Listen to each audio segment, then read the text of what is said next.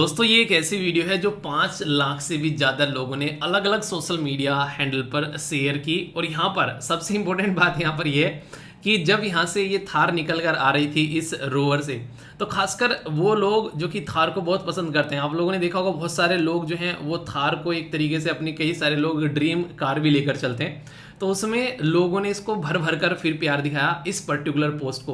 और यहाँ पर जो महिंद्रा साहब है उन्होंने बोला एक तरीके से कहीं ना कहीं इसके अंदर इसरो का धन्यवाद करते हुए ये कहा कि अपना काम कर चुके हैं। एक तरीके से आप लोगों को पता है कि हम लोग काफ़ी लकी हैं कि हमारी इसरो ने शानदार परफॉर्मेंस देते हुए विक्रम और इसी के साथ में जो प्रज्ञान है उसको चांद की सतह पर उतारा।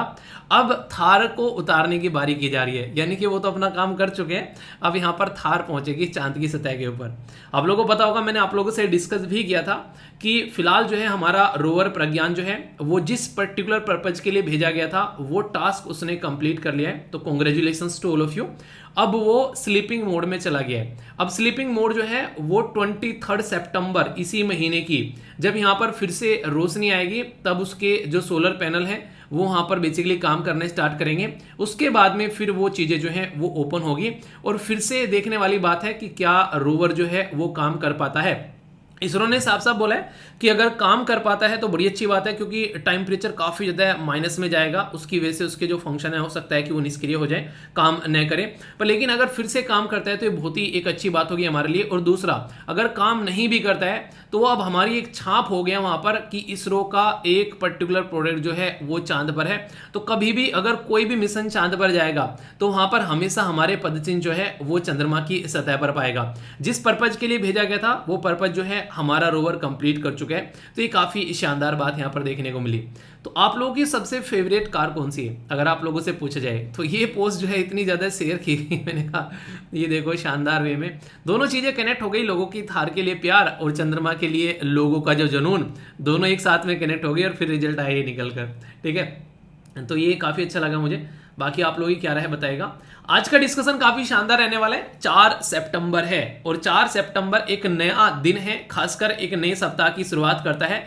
तो जोश इतना हाई होना चाहिए कि भाई साहब जब तक सिलेक्शन ना हो जाए तब तक वो डाउन ना हो, और कम से कम पूरे सप्ताह तो बरकरार रहना ही चाहिए। तो हाउस द जोश, तो जोश बिल्कुल हाई होना चाहिए। डिस्कशन बहुत शानदार रहने वाला है, बहुत सारे प्यारे प्यारे आर्टिकल डिस्कस करेंगे बैकग्राउंड इन्फॉर्मेशन के साथ में। इसी के साथ में उनसे रिलेटेड कुछ क्वेश्चन भी आप लोगों के देखने को मिलेंगे और उससे आंसर राइटिंग की चीजें भी निकल कर आने वाली है। तो बहुत ही डिटेल में सारे आर्टिकल जो है तसल्ली में हम लोग डिस्कस करने वाले हैं। पर आगे बढ़ने से पहले बड़ी ही प्यारी बात बोली गई है जो कि आप लोगों की जिंदगी में थोड़ा सा इंप्रूवमेंट लाने की कोशिश करेगी। बोला गया कि स्पीड ब्रेकर कितना भी बड़ा हो, गति धीमी करने से जो झटका आप लोगों को नॉर्मली देखने को मिलता है ना, वो झटका नहीं लगेगा, उससे ऊपर उतरकर आप लोग चले जाएंगे। इसी तरह जब मुसीबत आती है, बड़ी बड़ी मुसीबत आती है, अपने दिमाग को शांत रखिए, अपने विचारों को शांत रखिए, तो ऐसे झटके आप लोग आसानी से झेल कर निकल जाएंगे। तो जीवन में ऐसे झटके आप लोगों को लगेगी भी नहीं अगर आप लोग अपने दिमाग को शांत करना सीख गए। और ये कला है, आप लोगों ने देखा होगा कुछ अगर अच्छे अच्छे जो हमारे देश के लीडर हैं या फिर कई सारे ऐसे बिजनेसमैन देखने को मिलेंगे जिनको कई सारे लॉसेज होते हैं कई बार, पर लेकिन वो उससे रिकवर होकर निकल जाते हैं और फिर से फ्लाइंग कलर के साथ में सामने निकल कर आते हैं। तो ये लीडर की क्वालिटी होती है। आप लोगों ने सुना होगा जो डर गया वो मर गया, तो ये रियलिटी है। अगर आप लोग किसी पर्टिकुलर सिचुएशन को देखकर डर गए तो ये समझो कि मर गए। रीजन क्या है, वो सिचुएशन अभी आप लोगों को परेशान कर सकती है, पर लेकिन जब आप लोग उस सिचुएशन से आगे निकलकर पीछे मुड़कर देखोगे 4-5 साल बाद, आप लोगों को वो छोटी बच्ची लगेगी, बिल्कुल नहीं छोटी बच्ची हो क्या वो वाली फीलिंग आप लोगों को आएगी। तो इसलिए जिस टाइम वो सिचुएशन आप लोगों को परेशान कर रही होती है, बस उस टाइम अपने आप को थामना, उस टाइम अपने आप को कंट्रोल करना, उस टाइम अपने आप को संभालना सीख जाओ। इसके बाद जिंदगी में आप लोग देखोगे कि बड़ी से बड़ी चुनौतियों के सामने भी आप लोग डटकर टिके हुए हो और अपने जो प्रॉब्लम है उसका सॉल्यूशन निकाल कर आगे बढ़ रहे हो। जब भी एग्जामिनेशन हॉल में जाके बैठते हैं ना, उस टाइम पर भी सोचा करो अगर पेपर भारी है तो वो सबके लिए भारी है, आप लोगों के लिए भारी नहीं है। तो इसका मतलब शानदार तरीके से दिमाग को शांत कर अपनी प्रैक्टिस करना स्टार्ट करो। और कल किस किसने टेस्ट दिया बताइए, और किसके कैसे नंबर आए उसके बारे में भी जरूर शेयर करना। मैं टॉपर की लिस्ट शेयर करूंगा क्योंकि मैंने जो है अब तक उसको बेसिकली लिस्ट को डाउनलोड नहीं किया है, देखा तो था मैंने, उसमें कई सारे बच्चों ने बहुत शानदार परफॉर्मेंस दी। तो अच्छा लगता है जब इस तरीके से आप लोग पार्टिसिपेट करते हो। ठीक है, तो अच्छे से पार्टिसिपेट आप लोग किया करो और जितना कॉन्फिडेंस बढ़ेगा उतनी ही आगे चीजें आप लोगों को फिर अच्छे से मजा दिलाती हुई नजर आएगी। ठीक है, तो काफी शानदार डिस्कशन रहने वाला है। एक एक आर्टिकल जो है वो तसल्ली में देखते हैं। आगे बढ़ने से पहले एक छोटी सी न्यूज है यहाँ पर, ये जो कि आज ही के न्यूज़पेपर में कवर की गई। और आजकल ऐसी न्यूज जो है वो काफी लार्ज स्केल पर निकल कर आ रही है और आप लोग इसको एथिक्स के साथ में भी कनेक्ट कर सकते हैं कि क्या ये चीजें एथिकल होती हैं। नॉर्मली कई बार ऐसी सिचुएशन देखने को मिलती है। कुछ दिनों पहले अभी उत्तर प्रदेश के मुजफ्फरनगर से एक वीडियो निकल कर आई, जिसमें एक टीचर ने एक पर्टिकुलर बच्चे को थप्पड़ लगवाए, क्योंकि वो पर्टिकुलर बच्चा जो है किसी कम्युनिटी से निकल कर आता था। तो उस पर्टिकुलर कम्युनिटी के अंदर भी गुस्सा देखने को मिला और पूरे देश में काफी ज्यादा उस पर्टिकुलर टीचर की आलोचना की गई। तो उस टाइम पर सबसे बड़ी प्रॉब्लम क्या देखने को मिली कि उस बच्चे के बारे में मैंने बात की थी, उस कम्युनिटी के बारे में मैंने बात की थी। तो ये चीजें नॉर्मली टीचर को शोभा नहीं देती है। अब एक केस निकल कर आया यहाँ पर सेम कंडीशन का, कर्नाटका से। यहाँ पर कुछ बच्चे क्लास में शोर मचा रहे थे, तो उनको बोला गया कि आप पाकिस्तान चले जाओ। इस वीडियो की कोई रिकॉर्डिंग तो नहीं हो पाई, पर बच्चों ने जैसे ही जाकर पेरेंट्स को बताया, तो पेरेंट्स जो है उस चीज को लेकर काफी गुस्सा हुए और फिर यहाँ पर उन्होंने उसके लिए कंप्लेन की और उन बच्चों की स्टेटमेंट भी रिकॉर्ड की गई। और वो बच्चों की जो स्टेटमेंट रिकॉर्ड की गई वो काफी ज्यादा वायरल हो गई। तो इसके चलते मुद्दा ये निकल कर आता है कि क्या टीचर जो है, एक जो टीचर एक कैरेक्टर बनाने का काम करता है एक स्टूडेंट का, उस टीचर को ये सारी बातें शोभा देती हैं? आप लोग ये बताइए। तो इसलिए यहाँ पर सबसे जरूरी बात यह है कि टीचर के लिए यहाँ पर कम से कम एक एथिकल सब्जेक्ट, कम से कम सिस्टमेटिक वे में उसको पता होना चाहिए कि एक पर्टिकुलर बच्चा जो कि एक टीचर की छोटी छोटी बात जब उसके माइंड में बैठती है, उसके माइंड पर इंपैक्ट डालती है, तो सोच समझकर उस इंसान को, उस टीचर को ये बात बोलनी चाहिए। मुझे बल्कि ये लगता है कि टीचर की रेस्पॉन्सिबिलिटी जिससे पेरेंट्स की रेस्पॉन्सिबिलिटी होती है ना, ऐसे टीचर की रेस्पॉन्सिबिलिटी भी उतनी ही होती है। क्योंकि पेरेंट्स जो होते हैं वो बच्चों को घर पर बना रहे होते हैं और टीचर जो है वो बच्चों को स्कूल में बना रहे होते हैं। घर पर बना रहे होते हैं मतलब आप लोग स्कूल में से जाने के बाद में घर पर मैक्सिमम टाइम अपना व्यतीत करते हैं। तो यहाँ पर जितनी रेस्पॉन्सिबिलिटी टीचर की है उतनी ही रेस्पॉन्सिबिलिटी पेरेंट्स की देखने को मिलेगी। तो अगर इनमें से किसी का भी पायदान अगर ढीला पड़ता है तो फिर यहाँ पर आप लोगों को देखने को मिलेगा उस बच्चे की लाइफ पर एक ह्यूज इंपैक्ट पड़ता हुआ यहाँ पर नजर आता है, क्योंकि यही बच्चे आगे चलकर देश का भविष्य, देश का फ्यूचर होंगे। तो इसलिए कोई भी स्टेटमेंट ऐसी नहीं होनी चाहिए जो कि हमारे देश की हार्मनी को बिगाड़े, बच्चों के माइंडसेट को बर्बाद करे। और कम्युनिटी में जिस तरीके से कोई मैसेज जाता है वो एक पॉजिटिव मैसेज जाना चाहिए, ये आप लोग यहाँ पर बोल सकते हैं। तो काफी इंपॉर्टेंट है ये एक तरीके से, अगर टीचर के पॉइंट ऑफ से देखें। ये सारी ऐसी स्टेटमेंट है, अगर आप लोग आंसर राइटिंग करते हैं ना, आंसर राइटिंग करते टाइम अगर आप लोग ऐसे एग्जाम्पल को अगर मेंशन करोगे कि हाँ इस तरीके की घटनाएं देखने को मिलती हैं, सोसाइटी में ऐसी घटनाएं नहीं होनी चाहिए, वो मुजफ्फरनगर वाला केस हो गया, ऐसे एग्जाम्पल जब आप लोग डालोगे तो जो एग्जामिनर है वो समझेगा कि हाँ रियलिटी में यार बच्चा जो है वो सीरियस तरीके से पढ़ाई कर रहा है। ठीक है, तो ये एग्जाम्पल आप लोग हमेशा यूज कर सकते हो। ओके, तो ये थी कुछ इन्फॉर्मेशन। बाकी अभी आप लोगों से जो आर्टिकल डिस्कस करने वाला हूं, ये आर्टिकल काफी लंबे समय से न्यूज में है, इसके बारे में आज भी बात करेंगे। आज के ही न्यूज़पेपर में यहां पर बात की जा रही है किसके बारे में? ये बात की जा रही है वन नेशन वन इलेक्शन के बारे में। आर्टिकल इंटरेस्टिंग है, थोड़ा सा डिफरेंट तरीके से डिस्कस करेंगे, आप लोगों को कई सारी इंटरेस्टिंग बातें भी यहां पर जानने को मिलने वाली है। सबसे पहले ये बताइए कि जब हमारा देश आजाद हुआ 1947 में, उसके बाद में फिर हम लोगों ने अपना संविधान बनाया। संविधान बनाने के बाद में हम लोगों ने क्या किया? अपने देश में इलेक्शन करवाए। तो जो पहले इलेक्शन देश के अंदर में हुए थे ना, उस टाइम पर सारे के सारे स्टेट और सारे के सारे मतलब एक तरीके से जो भी हमारे देश के अंदर में जो सिस्टम था, सब एक साथ में इलेक्शन में सेंटर के और स्टेट के मिलजुल कर काम करते रहे। और ये ऐसा नहीं कि यही चलता रहा, ये सेम कंडीशन आप लोगों को देखने को मिलेगी नेक्स्ट इलेक्शन में भी सेम कंडीशन रही, उसके बाद में फिर नेक्स्ट इलेक्शन में उसमें भी जाकर सेम कंडीशन रही। यानी कि स्टार्टिंग के 3 इलेक्शन जो है बहुत ही शानदार हमारे देश में देखने को मिले। ये जो पैटर्न ब्रेक हुआ 1951 से लेकर 52 में जो हमारे इलेक्शन हुए थे पहली बार, तब से लेकर ये पैटर्न जो चला, पता है कब तक चला? ये 1967 तक सेम पैटर्न चला। यानी कि ये पैटर्न ब्रेक ही नहीं हुआ। फिर आगे जाकर जब ये पैटर्न ब्रेक हुआ, ये पैटर्न ब्रेक हुआ पता है कब? ये पैटर्न ब्रेक हुआ केरला के इलेक्शन को लेकर, क्योंकि यहां पर केरला के अंदर में कॉन्स्टिट्यूशनल जो मशीनरी थी, ये बोला गया वो फेल हो गई और इसके चलते केरला की जो गवर्नमेंट थी उसको डिसमिस कर दिया गया था। जब केरला की गवर्नमेंट को डिसमिस किया गया तो फिर आप लोगों को पता है फिर वहां पर फिर से इलेक्शन होंगे। तो वहां से ये कहानी चलनी स्टार्ट हुई, वरना स्टार्टिंग में हमारे देश के अंदर में सारे इलेक्शन जो है वो बिल्कुल साथ में ही हुआ करते थे। तो सोचो यहाँ पर किस तरीके से पूरे देश के अंदर में एक टाइम पर इलेक्शन हो रहे हैं। तो यहाँ पर इसके क्या फायदे क्या नुकसान है वो भी इस आर्टिकल में काफी तसल्ली में बताया गया। तो एक एक बात मैं आप लोगों को डिस्कस करूंगा यहाँ पर। अगर प्रेजेंट टाइम पर आप लोग बात करें, हमारे देश के अंदर में जब सेंटर के इलेक्शन होते हैं तो उसके पास में स्टेट के कौन कौन से स्टेट के इलेक्शन होते हैं क्या आप लोगों को पता है? चलिए कोई एक बताइए, एक स्टेट का नाम बताइए जो सेंटर के इलेक्शन के साथ में आज की डेट में चल रहा है। याद है आप लोगों को? मैं बताता हूं। आज की डेट में सेंटर के इलेक्शन के साथ में अरुणाचल प्रदेश के इलेक्शन होते हैं। ठीक है, अरुणाचल प्रदेश के इलेक्शन के साथ में आप लोगों को सिक्किम के भी इलेक्शन यहां पर होते हुए नजर आएंगे, जो कि सेंटर के इलेक्शन के साथ में होते हैं। इसी के साथ में आंध्र प्रदेश के जो इलेक्शन है वो सेंटर के इलेक्शन के साथ में होते हुए नजर आते हैं। उड़ीसा के जो इलेक्शन है वो सेंटर के इलेक्शन के साथ में होते हुए नजर आते हैं। यानी कि गिने चुने कुछ राज्य बच गए हैं जो कि आज की डेट में सेंटर के साथ में इन स्टेट के भी इलेक्शन होते हुए नजर आते हैं। और एक टाइम ऐसा था हमारे देश के अंदर में यार, जब सारे राज्य के इलेक्शन जो है एक साथ में होते थे, तो मतलब एक अलग ही लेवल का माहौल देश के अंदर में रहता होगा उस टाइम पर ये माहौल जो है वो प्रेजेंट टाइम पर ब्रेक हो गया है। इसी ब्रेक हुए माहौल को फिर से स्टार्ट करने के लिए वन नेशन वन इलेक्शन की बात की जा रही है, और इसके ऊपर देश के अंदर में डिबेट चल रहा है। उसके पीछे रीजन क्या है? अभी हमारे देश की सरकार के द्वारा वन नेशन वन इलेक्शन को इंप्लीमेंट करने के लिए प्रेसिडेंट रामनाथ कोविंद जी की अध्यक्षता में एक कमेटी बनाई, और उस कमेटी को जल्द से जल्द रिपोर्ट सबमिट करने के लिए बुलाया, ताकि सेंटर और स्टेट के इलेक्शन जो हैं वो एक साथ में यहां पर हो सके। तो ये यहां पर अभी बात निकल कर आई, तो सेंटर और स्टेट के इलेक्शन एक साथ में हो सके, पर लेकिन ये आसान नहीं है। और ये मैं नहीं बोल रहा हूं, ये ऑलरेडी हमारे देश के जो basically law commission of India, जब 2018 में उनके द्वारा रिपोर्ट सबमिट की गई थी इस पर्टिकुलर मुद्दे के ऊपर, उन्होंने खुद ये बात बोली। और ये किसके द्वारा चेयर किया गया था, ये नाम भी एटलीस्ट याद रखिएगा, डायरेक्ट क्वेश्चन आप लोगों से पूछ ले आते हैं। तो यहां पर BS चौहान, तो बीएससी से आप लोग याद रख लेना, बीएससी करते हैं ना, ठीक है। तो BS चौहान जी की अध्यक्षता में ये पर्टिकुलर कमीशन बनाया गया था, और इस कमीशन ने कई सारी इंपॉर्टेंट बात बोली। उन्होंने बोला कि साइमल्टेनियस इलेक्शन करवाने की फिजिबिलिटी अगर देखी जाए, तो जिस तरीके का प्रेजेंट कॉन्स्टिट्यूशन है, हमारा प्रेजेंट संविधान है, उसमें तो ये शायद पॉसिबल न हो। रीजन क्या है? रीजन यहां पर यह कि हमारा जैसा एग्जिस्टिंग कॉन्स्टिट्यूशन का जो फ्रेमवर्क है ना, उसमें कुछ ऐसा सिस्टम है जिसमें चेंज लेकर आने पड़ेंगे। जैसे कि चेंज के बारे में अगर बात करें, सबसे पहले तो आप लोगों को यहां पर representation of the people act जो है उसके अंदर में आप लोगों को चेंज करना पड़ेगा, जो कि 1951 का आप लोगों को देखने को मिलेगा।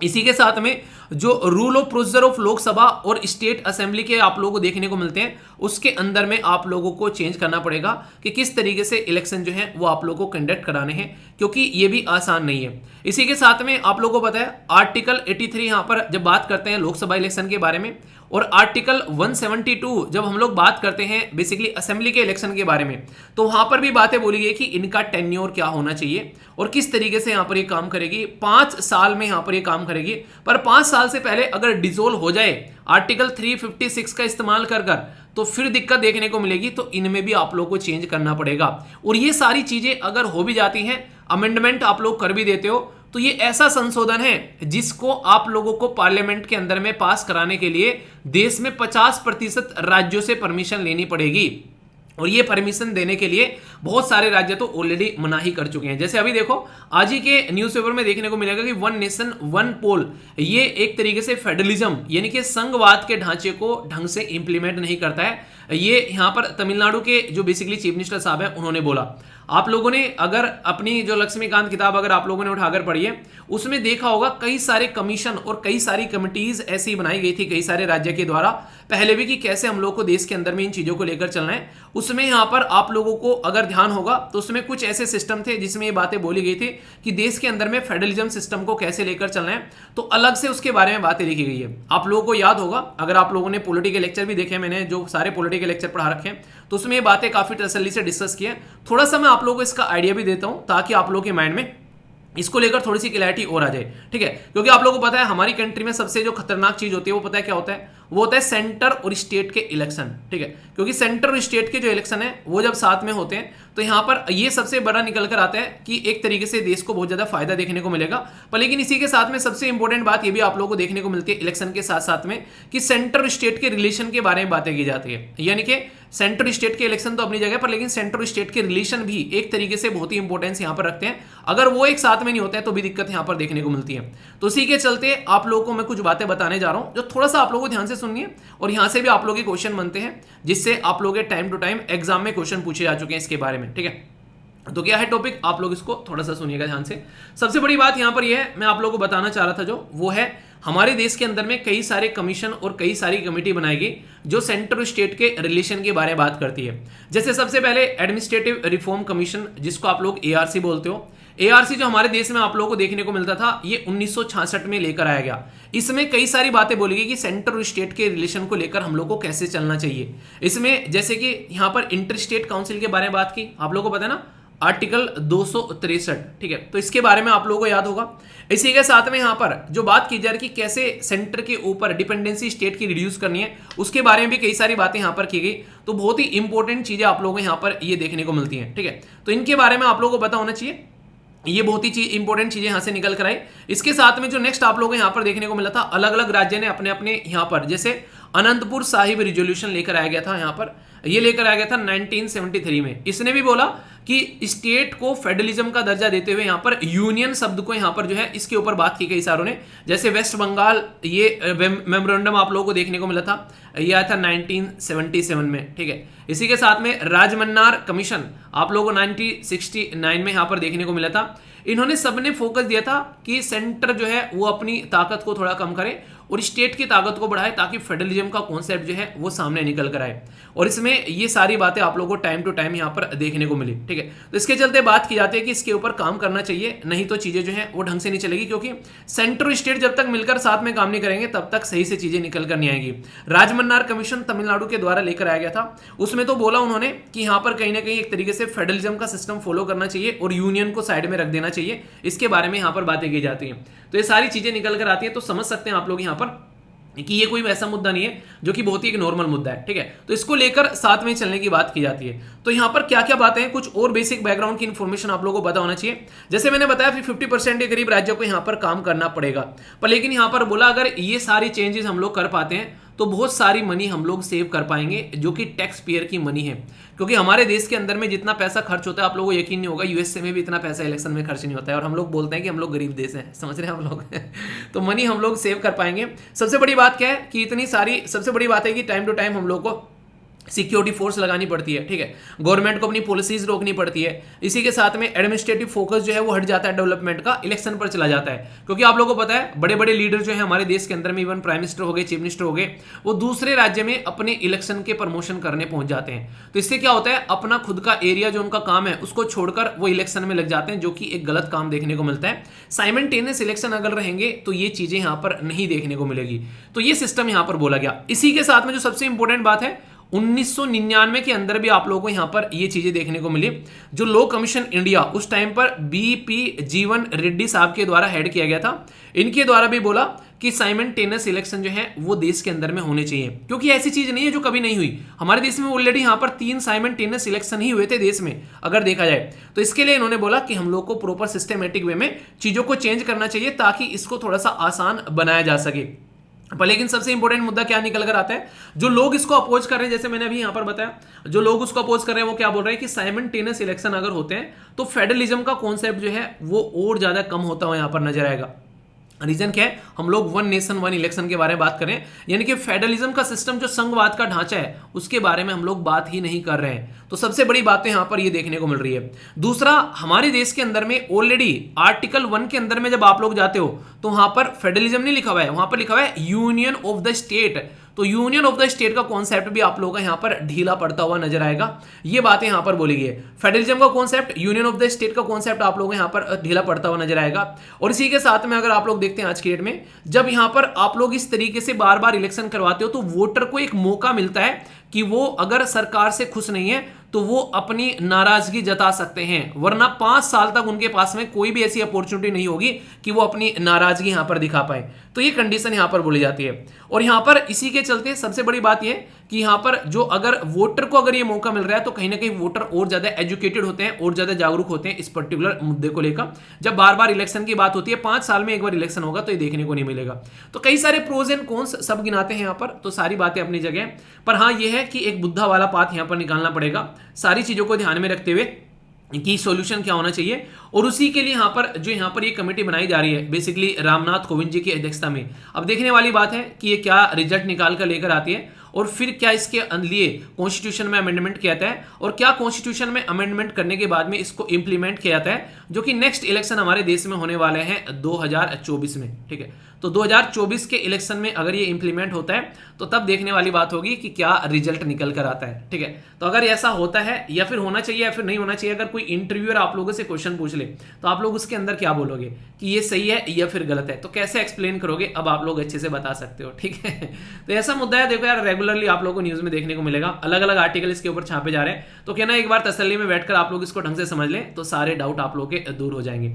तो कैसा लगा आर्टिकल जरूर बताना और फीडबैक जरूर दे दिया करो, जैसा भी आप लोगों को लगता है, अच्छा या बुरा। 1 सेकंड लगती है फीडबैक देने में, आप लोग बता सकते हो लाइक या डिसलाइक करके। ठीक है, ये मुझे नहीं बताना है, ये यूट्यूब को भी पता चलता है इससे, क्योंकि उससे पता चलता है कि वीडियो कैसी है, तो फिर वो उसी हिसाब से उसको आगे लेकर चलता है। ठीक है, और इससे मुझे पता चलता है कि आप लोग वीडियो देख रहे हो, अगर कमेंट करते हो, आप लोग बताते हो। बहुत सारे बच्चे रेगुलर आंसर देते हैं, बहुत ही प्यारा। कुछ बच्चे ऐसे हैं जो आंसर देने से बचते हैं, रीजन बता दो आखिर ऐसा क्यों करते हो, तो ये नहीं होना चाहिए, अच्छे से आंसर दिया करो। ठीक है, कई सारे बच्चे ऐसे हैं जो कि जब आंसर राइटिंग लिखते हैं तो आंसर राइटिंग लिखते हुए वो बोलते हैं कि सर हमको समझ में नहीं आ रहा है, हम लोग को आंसर राइटिंग कैसे करनी है। आप लोगों को याद है जब बचपन में आप लोग बेसिकली लिखना नहीं जानते थे तो कैसे आप लोगों को लिखना सिखाया जाता था। आप लोगों को एक ऐसी कॉपी दी जाती थी जिसमें ऑलरेडी वहां पर ABCD लिखी हुई है और वहां पर बिंदु बिंदु बिंदु करके ऐसे ऐसे आप लोगों ने देखा होगा। ठीक है, ऐसे यहाँ पर B लिख दिया उन्होंने। ठीक है, कि आप लोगों को बोला जाता था कि इसके ऊपर आप लोगों को अपना बेसिकली क्या करना है, इसके ऊपर आप लोगों को रिपीट करना है ताकि आप लोग लिखना सीख सको। तो यही लिखने का प्रोसीजर जो है यहाँ पर आप लोगों के लिए फॉलो किया जाता है, जो मैंने आप लोगों को बताया। एक बच्चा कह रहा है कि कैसे लिखें। अब आप लोगों को क्वेश्चन दे दिया बेसिकली कि आप लोगों का ये क्वेश्चन आ गया आप लोगों के सामने। ठीक है, क्वेश्चन के बाद में फिर आप लोगों के सामने एक मॉडल आंसर आ गया। ठीक है, पहले आप लोगों ने ट्राई किया, लिख लिया या फिर नहीं लिखा, वो एक अलग बात है। अगर ये फर्स्ट टाइम, खासकर जिन्होंने आंसर अब तक लिखा नहीं है कभी भी, अगर उसके लिए देखा जाए तो उसके सामने अब एक मॉडल आंसर आ गया कि हाँ आंसर कुछ कुछ ऐसा लिखना है। अब उसको देख देख कर भी अगर आप लोग स्टार्टिंग में अपनी कॉपी में लिखना स्टार्ट करोगे ना, तो ये सबसे इनिशियल फेज होता है। ठीक है, तो सबसे इनिशियल फेज क्या है कि आप लोगों के पास में क्वेश्चन है, आप लोगों के पास में आंसर है, उसको देखो, क्वेश्चन को पढ़ो और पढ़ने के बाद में अपना एक आंसर लिखने की कोशिश करो। तो इससे आप लोग चीजों को आराम आराम से सीखना स्टार्ट करोगे। क्योंकि अगर ऑफिसर बनने की आप लोगों की एक जिद है तो उस जिद के सामने आंसर लिखना एक बेसिक रिक्वायरमेंट है, इसके बिना वो जिद आप लोगों की कभी भी कंप्लीट नहीं होने वाली है, ये मैं आप लोगों को बता दूं। इसीलिए यहां पर पहले आप लोगों को क्वेश्चन आता है निकलकर, क्वेश्चन के बाद में फिर आप लोगों को मॉडल आंसर दिया जाता है, जो कि आप लोग यहां पर देख सकते हैं। और ये हिंदी और इंग्लिश दोनों के लिए आप लोगों को प्रोवाइड कराया जाता है। तो मॉडल आंसर को देख के आप लोग अपना आंसर लिखने की कोशिश करो ना। पहले अगर आज तक नहीं लिखा है, एक बच्चा कह रहा है सर मैं तो बहुत ही अच्छा आंसर लिख लेता हूं, मुझे क्या जरूरत है इसकी। मैंने कहा कोई जरूरत नहीं है, आप लोग प्रैक्टिस करते रहिए अपनी, जैसे भी आप लोग प्रैक्टिस कर सकते हैं। यहाँ पर आप लोग को डेली एक आइडिया मिल जाता है, बस इतना सा है। पर लेकिन हाँ, जिसने आंसर राइटिंग नहीं लिखी है, जिसको आंसर राइटिंग लिखना नहीं आता है, उसके लिए तो ये बहुत ही अच्छा है कि आप लोग के सामने क्वेश्चन है, आंसर है। अब उसको देख देख कर आप लोग अपना आंसर अपनी कॉपी में उकेरिए। ऐसा ही करते रहिए कम से कम आप लोग लगातार 15 से 20 दिनों तक, फिर आप लोग को चीजें समझ में आने लगेगी और यहाँ से गड्डी आगे चलेगी। ये एक कला है आंसर राइटिंग, ये आप लोग ध्यान रख लीजिएगा। और कला सीखने के लिए आप लोगों को मेहनत करनी पड़ेगी। तो ऑफिसर बनना है तो ये कला आप लोग को आनी चाहिए, लिख लीजिए ये बात आप लोग, वरना उसके बिना नहीं होगा काम। ठीक है, दूसरा फिर मेरे माइंड से बात ना निकल जाए, आज शाम को 6:30 या फिर 7 बजे करीब आप लोगों को 6:30 बजे तक कोशिश की जाएगी पूरी। 6:30 बजे आप लोग की अगस्त मंथ की कंप्लीट जो वीडियो है मंथली, वो आज आप लोग की आने वाली है। ठीक है, तो ये मैंने बोला था कि आप लोग की जो सारी चीजें पेंडिंग पड़ी हैं वो आप लोग की कंप्लीट की जाएगी। तो ये आज शाम को 6:30 बजे आप लोग तैयार रहना। जुलाई मंथ की ऑलरेडी अपडेट कर दी गई है, ये अगस्त मंथ की आप लोगों के सामने है और पिछले सारे महीने की अप टू डेट है। किसी भी महीने की करंट अफेयर आप लोग की छुट्टी नहीं है। इनकी पीडीएफ है, सबकी पीडीएफ जो है वो भी आप लोग की 1-2 दिन में 4 महीने की पीडीएफ आप लोग की बची हुई है, वो सारी की सारी प्रोवाइड करा दी जाएगी। इंग्लिश में बोलो तो इंग्लिश में तो आज ही प्रोवाइड करा दूंगा शाम तक में, बस हिंदी में थोड़ा सा ट्रांसलेट होने में उसको टाइम लगेगा, उसमें आप लोगों को 1-2 दिन के अंदर में आप लोगों को मिल जाएगी। ठीक है, तो आज शाम को 6:30 बजे रख लेते हैं, चलिए। ठीक है, 6:30 बजे आप लोग तैयार रहिएगा, 6:30 बजे वीडियो प्रोवाइड करा दी जाएगी। ठीक है, 6:30 बजे फिक्स कर लेते हैं, 6:30 बजे एग्जैक्टली आप लोगों की वीडियो आ जाएगी, उसको आप लोग एंजॉय करिएगा। पूरे महीने का जो निचोड़ होगा अगस्त मंथ का, वो आप लोगों को उस वीडियो में देखने को मिल जाएगा। तो जिस भी एग्जाम की आप लोग तैयारी कर रहे हैं वो वीडियो आप लोगों को फायदा पहुंचाएगी, तो तसल्ली में आप लोग उसको एंजॉय कर सकते हैं। ठीक है, तो ये आप लोगों के लिए बेसिकली एक बोनस पॉइंट रहता है, जब पूरी वीडियो आप लोग देखते हो पूरे महीने की, फिर आप लोग जाकर अपना रिवीजन कर सकते हो, जो रेगुलर वीडियो देख रहे हैं खासकर उनके लिए। तो ठीक है, तो ये आप लोग देखेगा। और बाकी कई सारे बच्चे पूछ रहे हैं सर सरप्राइज जो है वो कब रिवील होगा, तो सरप्राइज जो है वो कल होगा, क्योंकि कल जो है काफ़ी इंपॉर्टेंट डे है, कल टीचर्स डे है, ठीक है। तो टीचर्स डे के लिए आप लोग थोड़े से तैयार रहिएगा, तो उसमें आप लोग कई सारी बातें बताऊंगा जहाँ से चीज़ें अब आगे लेकर कैसे चलनी है, तो उसके लिए बेसिकली आप लोगों को तैयार रहना है। तो कई सारी चीज़ें हम लोग डिस्कस करने वाले हैं काफ़ी अच्छे से, ठीक है। तो इंजॉय करोगे आप लोग सरप्राइज, और बाकी आप लोग सीरियस होकर तैयारी करना चाहते हैं, जीएस, सीसेट, टेस्ट सीरीज सारी चीज़ें आप लोगों को मिल जाएगी बहुत ही अफोर्डेबल प्राइस में और बहुत ही क्वालिटी के साथ में। उन्हें कहते हैं कि पहला पहला प्यार, तो पहला पहला प्यार है यहाँ पर, तो पूरी जिद के साथ में पूरा सिस्टम आप लोगों को देखने को मिल रहा है, तो अच्छे से आप लोग एंजॉय कर सकते हैं अगर सीरियस आप लोग तैयारी कर रहे हैं, ठीक है। बाकी आप लोग अपनी पढ़ाई को इस तरीके से लेकर चलो, क्योंकि महीने काफ़ी कम बचे हुए हैं, तो सिस्टमेटिक वे में चीज़ों को आगे लेके चलना अब आप लोग की रेस्पॉन्सिबिलिटी है, ठीक है। इंपॉर्टेंट आर्टिकल है, इसके ऊपर भी आप लोग स्टार लगा सकते हैं। बात की जा रही है राइट टू इंफॉर्मेशन एक्ट के बारे में। न्यूज में किस लिए पहले बताता हूं, फिर बेसिक इंफॉर्मेशन इसके बैकग्राउंड में हम लोग सारी जानेंगे। न्यूज में इसलिए है, अभी recently right to information application के बारे में बात की जाए, इसकी वेबसाइट के बारे में बात की जाए बेसिकली, तो बोला गया कि ऑनलाइन चीजें जितनी आसान होती हैं वो वहां पर उसके लिए प्रॉपर डेटा भी होना चाहिए। तो सरकार ने रिसेंटली अभी बहुत सारा डेटा जो है वो वहां पर प्रोवाइड नहीं कराया। बहुत सारे स्टेट ऐसे हैं जिसमें आरटीआई का एप्लीकेशन ऑनलाइन जो है वो नहीं भरा जाता है, तो इसकी वजह से बहुत सारी दिक्कतें यहां पर देखने को मिलती हैं। इवन यहां पर द हिंदू ने तो ये बोला कि सरकार ने जो है सारा पीछे का डेटा जो है वो डिसअपियर कर दिया, और जब ये द हिंदू ने अपने अंदर आर्टिकल छापे न्यूज़पेपर के अंदर में, उसके बाद में सरकार की आंखें खुली और उसको लगा कि फिर से रिस्टोर कर देते हैं, और फिर से उसको रिस्टोर किया गया। यानी कि राइट टू इंफॉर्मेशन एक्ट को सीरियस लेकर नहीं चल रही है सरकार, ऐसी बातें यहां पर बोली गई, और इसके चलते इनके ऊपर क्वेश्चन मार्क भी लगाए गए कि क्या ये सही है जिस तरीके से आप लोग चीजों को लेकर चल रहे हो, क्योंकि एक ऐसी चीज है जो जनता के पास में बिना बोले होनी चाहिए। जनता को अधिकार है, क्योंकि member of parliament, member of legislative assembly जनता के चुने गए नौकर हैं, नुमाइंदे हैं। अगर वो ढंग से काम नहीं करेंगे तो फिर इसका मतलब क्या रह जाता है, ठीक है। तो इसी के बारे में पहले भी एक आर्टिकल छपा था कि कितनी आरटीआई जो पेंडिंग पड़े हुए हैं, तो तसल्ली में पूरा रिवीजन करते हैं आरटीआई का, सारी बातें आप लोगों के माइंड में क्लियर हो जाएगी बेसिक और बैकग्राउंड इन्फॉर्मेशन के साथ में। और कई सारे क्वेश्चन एग्जाम में पास्ट में यहां से बन चुके हैं, तो इसलिए इसको थोड़ा सा आप लोग अच्छे से सुनते हुए आगे बढ़ेंगे, ध्यान से एक एक पॉइंट को। दोस्तों एक कहावत आप लोगों ने कई बार सुनी होगी कि justice is delay like justice is deny, यानी कि अगर आप लोगों को न्याय मिलने में देरी हो जाती है तो वो न्याय नहीं रह जाता है। मतलब एक इंसान है, उसने किसी का मर्डर कर दिया है, मर्डर करने के बाद में उसको सजा सुनाई जा रही है, और उसको सजा सुनाते सुनाते जो है जिस डेट में मर्डर किया है उसके बाद में उसको 40 साल लग गए। 40 साल बाद उसको सजा मिल रही है, और पता चला 5 साल पहले वो इंसान मर चुका है।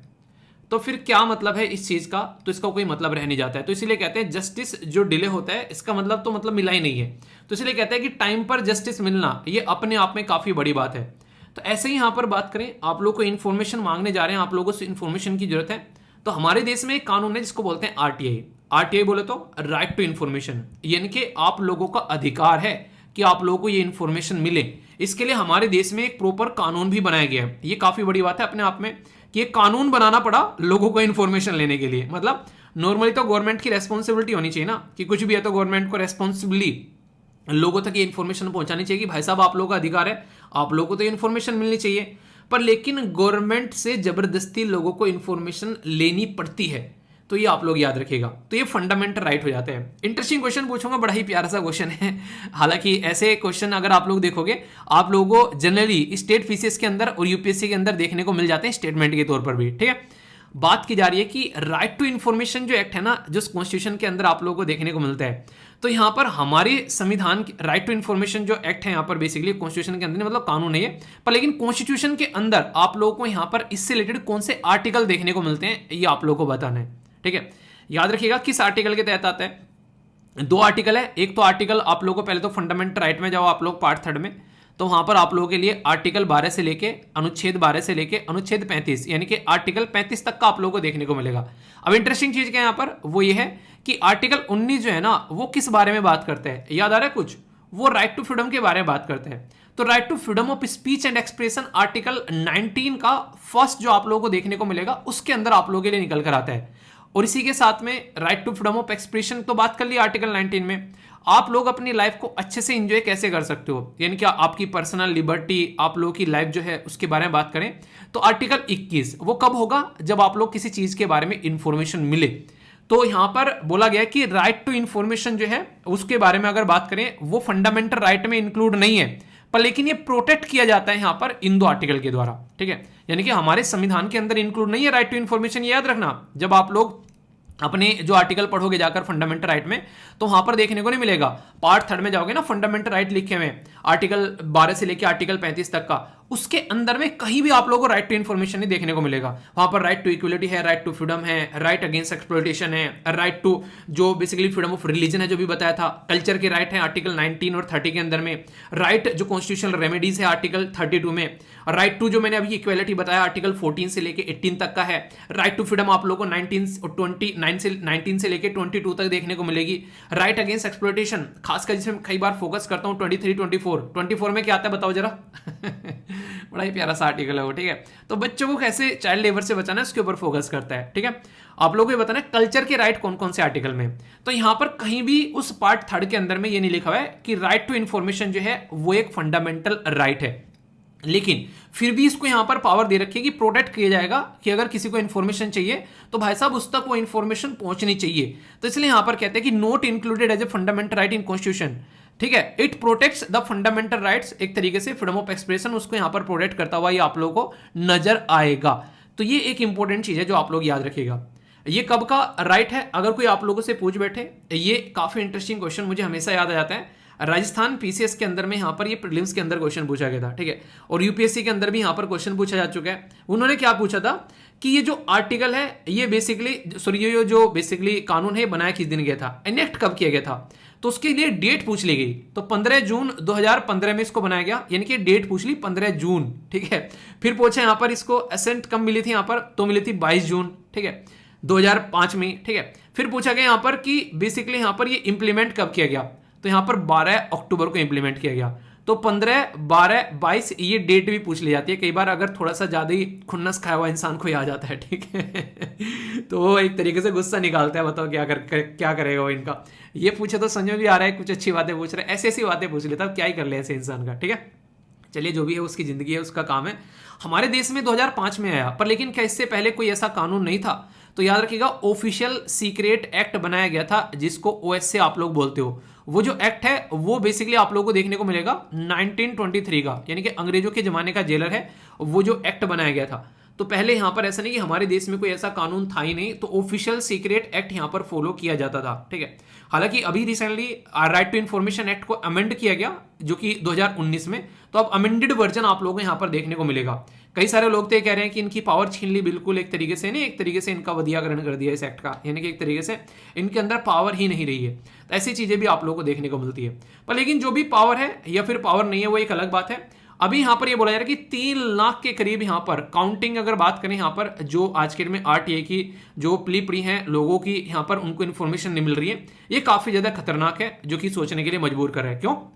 क्योंकि जब कानून बनाया गया था 2005 में, अभी हम लोग खड़े हैं 2022 में, ठीक है। तो अगर आप लोग मोटे मोटे तौर पर देखोगे तो 17 साल यहां पर इसको कंप्लीट हो चुके हैं, ठीक है। तो 17 साल में अगर देखेंगे तो लगभग 3.25 लाख के करीब शिकायतें जो अपील हैं वो पेंडिंग पड़ी हुई हैं। तो इस कानून को लाने का कोई मतलब रह गया कि लोगों की अपील जो है वो पेंडिंग पड़ी हुई है, पेंडेंसी केस इतनी ज्यादा हो गई यहां पर, तो ये सोचने के लिए मजबूर कर रहे हैं यहां पर, ठीक है। बोला जा रहा है कि बहुत सारे रीजन है इसके लिए। अगर आप लोग बात करोगे, एक तो यहां पर जो इन्फॉर्मेशन कमिश्नर है उनकी पोस्ट कई बार खाली पड़ी रहती है, यहां पर उनको भरते ही नहीं है, ठीक है। हाईएस्ट नंबर अगर बात करेंगे आप लोगों को, ये अपील जो है वो महाराष्ट्र सबसे टॉप पर है, ठीक है। महाराष्ट्र में सबसे ज्यादा ही अपील, पहले नंबर पर महाराष्ट्र चल रहा है जो कि इन्फॉर्मेशन देने के लिए तैयार नहीं है। दूसरे नंबर पर उत्तर प्रदेश आप लोगों को देखने को मिलेगा, और तीसरे नंबर पर आप लोगों को कर्नाटक देखने को मिलेगा। ये टॉप 3 राज्य हैं जहां पर लोगों को इन्फॉर्मेशन से वंचित किया जा रहा है। आरटीआई के तहत उनकी जो एक तरीके से एप्लीकेशन है वो पेंडिंग पड़ी रहती है, ठीक है। तो ये काफी ज्यादा इंपॉर्टेंट यहां पर है, जो कि ये 3 राज्य याद रखिएगा। उसमें यहां पर एक शब्द यूज किया रहा है डिफॉन्ड, DEFUNCT। तो इसका मतलब ये होता है कि एक तरीके से मृत हो चुके हैं इन्फॉर्मेशन कमिश्नर यहां पर। बेसिकली यहां पर बहुत सारे इन्फॉर्मेशन कमिश्नर जो हैं वहां पर काम ही नहीं किए जा रहे हैं, और वुमेन की रिप्रेजेंटेशन आप लोगों को ओनली 5% या फिर उससे भी नीचे देखने को मिलेगी, ठीक है। सबसे बड़ी बात यह है कि कोई भी यहां पर पेनल्टी तरीके की इंपोज नहीं की जा रही है, पेंडिंग पड़े हुए केस पर कोई पेनल्टी नहीं लग रही है। इंसान पेनल्टी के नाम पे भी डरने लगता है, ठीक है। आप लोगों ने देखा होगा, किसी को बोल दो कि एक तरीके से यहां पर ये टैक्स लग रहा है, वो टोल टैक्स से भी बचा बचा के लेने लगता है जरा सी देर में। आप लोगों ने चीजें देखी होगी, ठीक है। तो ये क्या होता है, इंसान जो है वो पेनल्टी से काफी ज्यादा डरता है यहां पर कि पेनल्टी नहीं लगनी चाहिए, ठीक है। इसी के साथ में जो केस का जो डिस्पोजल है उसका रेट तो काफी कम है। इसी के साथ में कई बार मिस इन्फॉर्मेशन भी हो जाती है, जो मांगी गई वो इन्फॉर्मेशन भी नहीं मिल पाती है लोगों को, ऐसी भी कंडीशन देखने को मिलती है, ठीक है। तो ई फाइलिंग फैसिलिटी जो है यहाँ पर वो सारे आरटीआई में आप लोगों को देखने को मिलेगी। ये भी दिक्कतें यहाँ पर निकल कर आती है। यहाँ पर लगभग बोला जाए कि ओनली 11 इंफॉर्मेशन कमिश्नर 29 में से जहाँ पर ये फैसिलिटी अवेलेबल है, ताकि लोग जो है फाइल ही नहीं करेंगे तो इन चीज़ें नहीं आएंगी, और चीज़ें नहीं आएंगी तो इनको आंसर नहीं देना पड़ेगा। तो ये सारी चीज़ें यहाँ पर निकल कर आ रही हैं, जिसके ऊपर फोकस देने की जरूरत है, वरना दिक्कतें काफ़ी ज़्यादा यहाँ पर देखने को मिलने वाली है, जिसके चलते आने वाले टाइम में प्रॉब्लम फिर देखने को मिल रही है। ये स्लाइड काफ़ी इंपॉर्टेंट है, इसको थोड़ा सा ध्यान रखिएगा। जो यहाँ पर 2005 का कानून था और अभी रिसेंटली 2019 का जो कानून आया है, उसमें क्या क्या चेंजेस किए गए हैं यहाँ पर, ये आप लोगों को देखने को मिलेगा। ठीक है, तो यहाँ पर चीफ इंफॉर्मेशन कमिश्नर जो है और इंफॉर्मेशन कमिश्नर जो है will have the tenure of 5 year. Centre notify करेगा कि उनका कितना टेन्यूर रहना है। आप लोगों को ये देखने को मिलेगा, जैसे जैसे चीजें आप लोग पढ़ोगे, पहले पावर ज्यादा थी उसके हाथ में, अभी यहाँ पर उसको बेसिकली पावर कम करता हुआ यहाँ पर जा रहा है। पहले 5 साल फिक्स कर दिया, एक बार आ गया तो मजे लेके जाएगा अच्छे से एंजॉय करके, और यहाँ पर क्या हो गया, सेंटर डिसाइड करेगा। यहाँ पर बोला गया कि इनकी जो सैलरी है, खासकर सीसीआई की जो पे की जाएगी, वो इक्विवेलेंट रहेगी सेंट्रल आईसीएस और इसी के साथ में स्टेट के जो आईसीएस है, इक्वल टू किसके, यहाँ पर इलेक्शन कमीशन, जो इलेक्शन कमीशन है ना उसके, या फिर स्टेट की बात करें तो स्टेट के इलेक्शन कमिश्नर। बोला गया सैलरी एंड अलाउंसेस जो है ऑफिसर की वो डिटरमाइन की जाएगी सेंट्रल गवर्नमेंट, यानी कि फिर से सेंट्रल गवर्नमेंट के अंगूठे के नीचे इनको ले जाकर रख दिया। अब जब सेंट्रल गवर्नमेंट डिसाइड करेगी, मान लीजिए अब मैं कहीं पे जाके जॉब कर रहा हूँ, ठीक है, और वहां पे वो बोलने लगे जिस इंसान के पास में मैं जॉब कर रहा हूँ कि भाई साहब देख यार वीर, अगर लेक्चर लेगा तो सैलरी मिलेगी, और लेक्चर नहीं लेगा तो सैलरी नहीं मिलेगी। ठीक है, वो मुझे डेली ऐसी बातें बोलने लगे। ठीक है, और यहाँ पर लेक्चर के अंदर में मेरी जरा सी बुराई नहीं होनी चाहिए। ठीक है, मतलब एक तरीके से मेरी बड़ाई होनी चाहिए, कहीं पर बुराई करी तो पैसे काट लूंगा। ठीक है, अब आप लोग खुद सोचो, आप लोग क्या करोगे उस पोजीशन में आके। आप लोगों को भी घर चलाना है, आप लोगों के भी घर पे जो है परिवार है आप लोगों का, आप लोगों के भी कुछ खर्चे हैं, आप लोगों की भी जिंदगी चलनी है आगे। तो इस तरीके से आप लोग क्या करोगे, उस इंसान के हिसाब से काम करने स्टार्ट कर दोगे।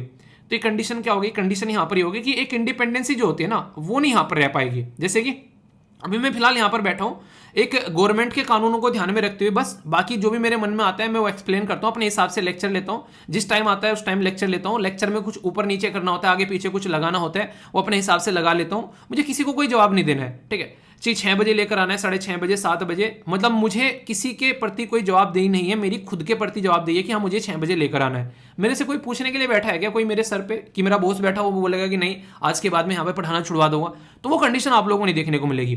तो ये रियलिटी क्या है, रियलिटी क्या है कि इंडिपेंडेंट तरीके से जो इंसान काम करता है वो ज्यादा प्रोडक्टिवली काम कर पाता है, अपनी क्वालिटी के साथ में काम कर पाता है, और वो बिल्कुल रियल रहेगा वहां पर। वो किसी के प्रेशर में आकर अपने जो सही चीज है उसको नहीं छोड़ेगा, अपने जो उसने खुद के अपनी जिंदगी में जो उसने एक रूल और रेगुलेशन बना रखे अपनी खुद की जिंदगी में, उसने कुछ चीजें रख रखी हैं कि हाँ फॉलो करनी है, वो करेगा।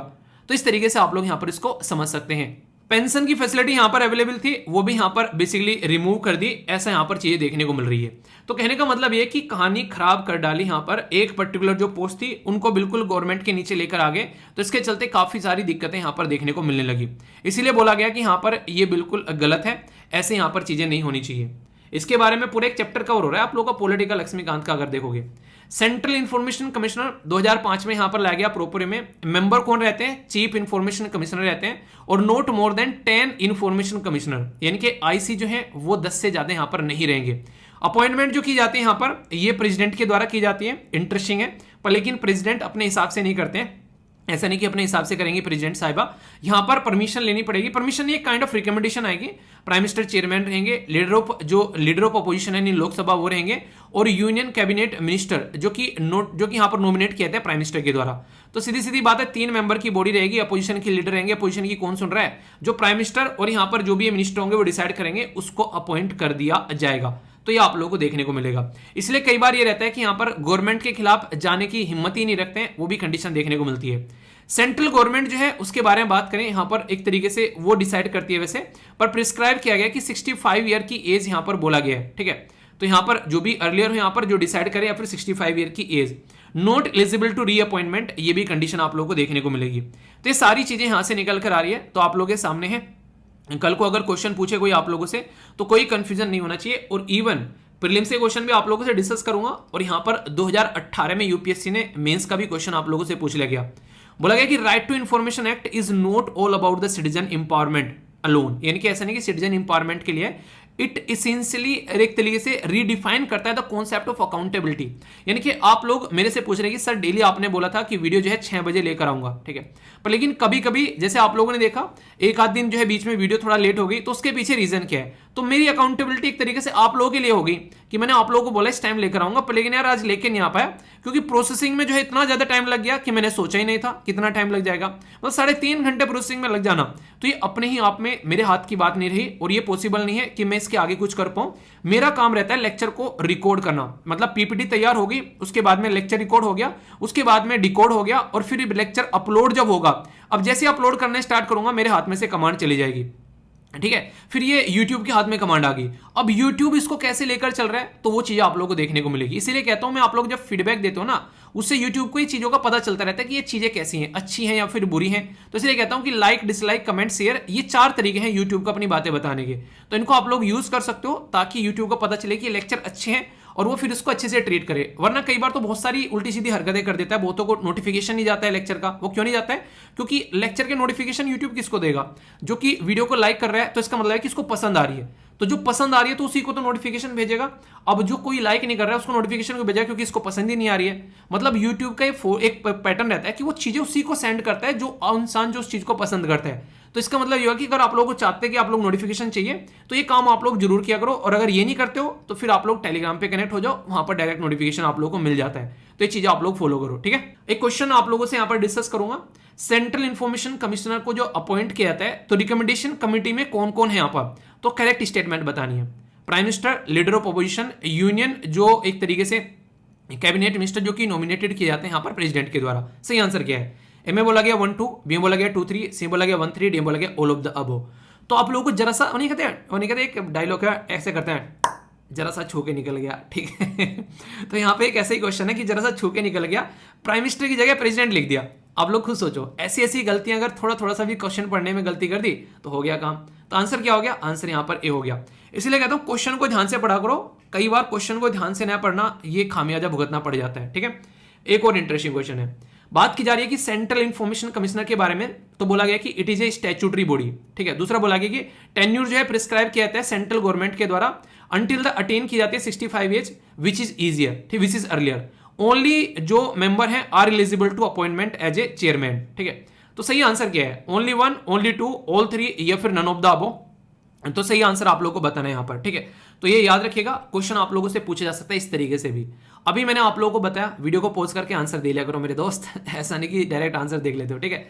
तो यहां पर अभी मैंने आप लोग क्या बताया कि अपॉइंटमेंट री अपॉइंटमेंट के लिए एलिजिबल नहीं है, तो यानी कि दोनों स्टेटमेंट ऊपर वाली सही है और ये स्टेटमेंट गलत है, आंसर बी हो गया। डिटेल में आप लोगों को सारी चीजें अभी पढ़ाई है।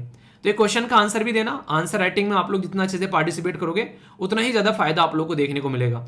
तो एक लक्ष्मीकांत का चैप्टर आप लोगों को तैयार हो गया यहाँ पर, ठीक है। जाकर आप लोग देखिएगा, काफी सारी चीजें हैं, हल्का सा उसको रिवाइज कर लेना, बस आप लोगों का पूरा चैप्टर तैयार। वो भी एक बैकग्राउंड इन्फॉर्मेशन के साथ में, वो भी अमेंडमेंट के साथ में। अमेंडमेंट में क्या क्या हुआ वो भी आप लोगों को बता दिया सारी चीजें, और क्वेश्चन भी प्रैक्टिस करवा दिया, आंसर राइटिंग भी हो गया। तो इस तरीके से टॉपिक तैयार करोगे तो आप लोगों के हाथ से कुछ नहीं छूटेगा। अब किसी को पढ़ा भी सकते हो आप लोग ये चीजें, है कि नहीं? तो ऐसी चीजें तैयार करो, ठीक है। आई होप कि आप लोगों ने चीजें सीखी होगी और फीडबैक जरूर दे दिया करो, जहां डाउट होता है उसको पूछ लिया करो, ठीक है। आप लोग सुप्रीम कोर्ट के अंदर जज हैं और आप लोगों ने किसी को डेथ पेनल्टी दे दी। अब अगर डेथ पेनल्टी दे दी है यहाँ पर, किसी इंसान को अगर मारना है तो कौन सा ऐसा तरीका होगा कि उस इंसान को जो है उसकी जिंदगी खत्म करनी है? अगर आप लोगों को चूज करने के लिए बोला जाए यहाँ पर, तो कौन सा तरीका आप लोग चूज करेंगे? जैसे कि यहाँ पर उसको लटका कर मार दिया, यहाँ पर जो पर्टिकुलर जो इंसान है उसको करंट देकर मारा जा रहा है, यहाँ पर उसको लेथल इंजेक्शन लगाया जा रहा है, यहाँ पर एक ब्लैंक पॉइंट पर शूट किया जा रहा है, और यहाँ पर गैस चैम्बर में डाला जा रहा है। पुराने टाइम पर कई सारे तरीके हुआ करते थे इंसान को मारने के, यहाँ पर गर्दन को कलम कर कर यहाँ पर इंसान को माना जा रहा है। पर लेकिन प्रेजेंट टाइम पर जैसे समाज में हम लोग रहते हैं वहाँ पर ये इनह्यूमन प्रैक्टिस मानी जाती है। अगर किसी की जान लेनी है तो थोड़ा सा अब जो है एक नॉर्मल तरीका माना जाता है, या तो फांसी से मार दो या फिर कोई इंजेक्शन देकर यहाँ पर मार दे जाए, किसी का गला काट देना, और वो सारी चीज़ें जो हैं वो देखने को नहीं मिलती हैं। यहाँ पर एक छोटी सी स्टोरी मैं आप लोगों को सुनाना चाहूँगा, जो कि सबकॉन्शियस माइंड की पावर के बारे में बात करते हैं, या फिर जो आप लोग जैसा सोचते हैं उसके बारे में बात करते हैं। सोचिएगा, सुनिएगा इसको थोड़ा सा, इससे आप लोगों को अपने माइंड की पावर समझ में आएगी। ये माना जाता है कि एक पर्टिकुलर पर्सन था, उसके द्वारा कुछ गलती की गई और उसको सजा दी गई कि इस इंसान को जो है मारना है, ठीक है। उसको मारना है मतलब इस इंसान की जो है डेथ पेनल्टी उसको दी जानी है। तो उसको डेथ पेनल्टी देने के लिए पूछा गया कि आराम आराम से मरना चाहते हो या फिर एक झटके में मरना चाहते हो। यानी कि बोला गया कि फांसी से मार दिया जाए या गोली मारकर मारा जाए, या फिर तुम्हारी नसें काट दी जाए और उसमें से आराम आराम से खून टपकता रहेगा और तुम मर जाओगे। तो उसने चूज किया कि खून टपक जाएगा, खून टपकता रहेगा और आराम से मेरे प्राण निकल जाए, मैं ऐसे मरना चाहता हूँ। रियलिटी में देखा जाए तो यहाँ पर उस इंसान को लिटाया गया, उस इंसान के हाथ पे एक हल्का सा पिन चुभाया गया और यहाँ पर एक तरीके से इसे सुई लग गई वहाँ पर, ठीक है। और फिर यहाँ पर क्या किया, एक तरीके से बेसिकली यहाँ पर ये किया गया, उसमें से खून की बूंदें जो है टपक रही है, इस तरीके से एक नाली लगा दी, उसमें से पानी टपक रहा था, टप टप टप। और वो जो पूरा रूम था वो इतना शांत था कि उस रूम के अंदर में उस पानी की जो टप टप है वो भी सुनाई दे रही थी। तो उसको ऐसा लग रहा था कि उसकी नसों में से खून निकल रहा है और उसकी बॉडी में से जान निकलती जा रही है, वो उसको पूरा फील करा दिया गया। तो ऐसे ऐसे जब टप टप टप और एक टाइम पे आके वो टप टप टप होना बंद हो गया और उस इंसान ने देखा कि अब उसकी बॉडी में से खून जो है वो खत्म हो चुका है और उस इंसान की डेथ हो जाती है। ऐसे ही एक और केस था, एक इंसान को बोला गया कि सांप के काटने से उसकी डेथ होने वाली है, सांप के काटने से उसकी डेथ होने वाली है, उसकी बॉडी में पिन चुभाया गया, उसको लगा सांप ने काट लिया है। जब रियलिटी में चेक किया गया उसकी बॉडी को तो उसकी बॉडी के अंदर में जहर जैसी सिचुएशन वहां पर देखने को मिली थी। आखिर इनके पीछे रीजन क्या है? इसके पीछे रीजन है किसी चीज के ऊपर इतना एग्रेसिव तरीके से सोच देना इंसान का कि यार ये ऐसा ही होता है, तो वो इंसान जो है उसकी बॉडी उसी तरीके से रिएक्ट करती है और वही चीजें प्रेजेंट कर देती है। सेम सिचुएशन जब होती है जब आप लोग किसी एग्जाम की तैयारी करते हैं और सामने वाला हर एक इंसान आप लोगों को बोलता है कि आप लोगों से ही नहीं हो पाएगा। आप लोग खुद देखो, एक ऐसे परिवार में आप लोग रहते हैं जहां पर ऐसा तो नहीं कि बहुत सारे आईएएस ऑफिसर हैं आपके परिवार में या फिर आपके मोहल्ले में, आपके गांव में, आपके शहर में बहुत सारे आईएएस ऑफिसर हो गए, ऐसे है क्या? नहीं है ना।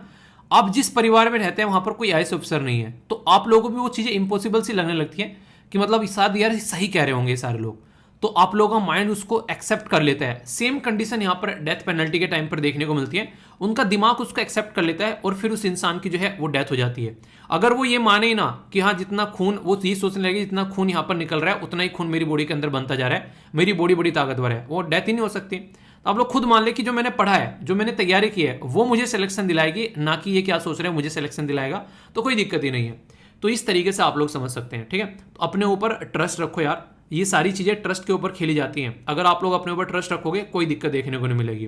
पुराने टाइम पे दिक्कतें क्या हुआ करती थी, जो राजा रजवाड़े हुआ करते थे ना, वही तो पुलिस थे, वही संविधान थे, वही सरकार थे और वही नीति निधान थे, यानी कि सारी चीजें उन्हीं के हाथ में थी।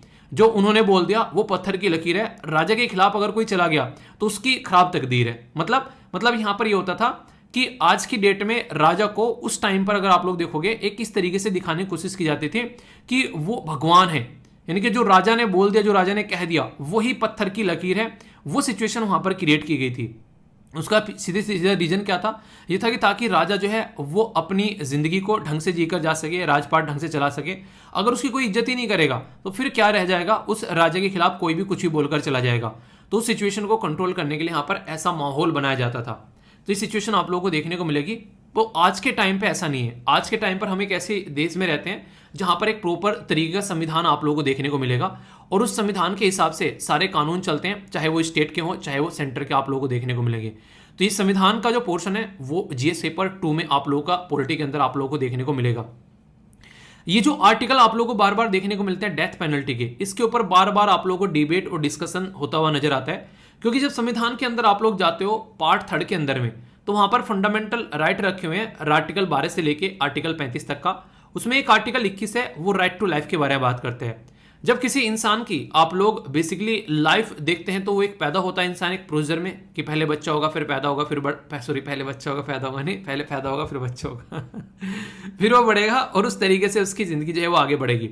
पर लेकिन रियलिटी में देखें जब वो एक तरीके से कंप्लीट उसकी एज हो जाती है तो डेथ हो जाती है। पर लेकिन अगर हम लोग उसकी एक अननेचुरल डेथ अगर उसको दे हम लोग यहाँ पर, तो हम लोग जब इंसान को डेथ दे रहे हैं तो हम लोग उसको रिवर्स नहीं कर सकते। यानी कि जब हम लोग जान दे नहीं सकते तो हम लोग जान ले कैसे सकते हैं। कई बार इस मुद्दे पर ध्यान रखते हुए बहुत सारे देश ये बोलते हैं कि डेथ पेनल्टी जैसी जो है वो चीज नहीं होनी चाहिए, डेथ पेनल्टी को जो है समाज से हटा देना चाहिए। पर लेकिन कई सारे लोग जो हैं वो इतने कुरीतिपूर्ण कार्य कर देते हैं समाज के अंदर में, सोसाइटी के अंदर में, कि लगता है कि यार डेथ पेनल्टी बड़ी छोटी चीज है, इस इंसान को तो मतलब ऐसे मारा जाए कि कोई सोच भी ना सके। जैसे अभी एक बच्ची के ऊपर, जो सोती हुई के ऊपर आग लगा दी जाकर उस इंसान ने, ठीक है। निर्भया वाला केस आप लोग देखते हैं, ऐसा ही एक केस निकल कर आया था साउथ इंडिया में। एक डॉक्टर का रेप किया गया, उसको जलाया गया, अधमरा शरीर हुआ उसका, उसको एक तरीके से मतलब उसकी सिचुएशन आप लोग यहाँ पर देखिए। तो ऐसी जब सिचुएशन आती है ना समाज में निकल कर, उस टाइम पर लगता है कि यार ऐसे दरिंदे क्या सोसाइटी में होने चाहिए। मतलब मन करता है कि यानी चीर पाड़ कर कमों को खिला दो ऐसे इंसानों को। पर लेकिन साथ में हम लोग को यह भी देखना पड़ेगा कि अगर किसी ने कोई गुनाह किया है, वो गुनाह जो है उसकी वजह से किसी बेगुनाहगार को सजा न मिल जाए। कानून का एक फंडा माना जाता है कि हजारों गुनहगार छूट जाएं, अगर सजा न मिले उनको कोई दिक्कत नहीं है। पर लेकिन एक बेगुनाह इंसान को ऐसा नहीं कि सजा मिल जाए, किसी एक बेगुनाह इंसान को सजा नहीं मिलनी चाहिए। तो ये बेसिकली एक बेसिक रूल फॉलो किया जाता है, ऐसा आप लोग यहां पर बोल सकते हैं। इसलिए आप लोगों ने देखा होगा काफी लंबा प्रोसीजर होता है इन्वेस्टिगेशन करने में, सारी चीजें करने में। तो ये सिचुएशन आप लोग यहां पर देखने को मिलती है। दुनिया भर में अगर आप लोग जाकर देखोगे कि डेथ पेनल्टी का क्या क्या प्रोसीजर आप लोगों को देखने को मिलेगा। सबसे ज्यादा डेथ पेनल्टी अगर किसी देश में दी जा रही है, ये कुछ डेटा है आप लोगों के सामने, हालांकि 2018 का है, पर लेकिन मोर और लेस आप लोगों को ऐसा ही कुछ पैटर्न देखने को मिलेगा। जैसे चाइना में सबसे ज्यादा डेथ दी जाती है, दूसरे नंबर पर इजिप्ट देखने को मिलेगा, फिर इराक, पाकिस्तान भी हमसे ऊपर है, बांग्लादेश भी, मलेशिया भी। यहां पर आप लोगों को अपना देश नजर आएगा। यानी कि हमारे देश में भी डेथ पेनल्टी का प्रोविजन है। ऐसी बहुत से देश हैं जहां पर डेथ पेनल्टी का प्रोविजन जो है वो हटा दी गई है। अबोलिशन ऑफ डेथ पेनल्टी बात करें तो 100 से भी ज्यादा देश ऐसे हैं जो कि ऑलरेडी डेथ पेनल्टी यानी कि जो मृत्यु दंड है वो हटा चुके हैं। हमारी कंट्री में जब आप लोग जाएंगे तो सेक्शन 235 है क्रिमिनल प्रोसीजर कोड का, वो यहां पर बात करता है कि सेंटेंस कैसा होना चाहिए और किस तरीके से उसको यहां पर प्रोवाइड कराना है।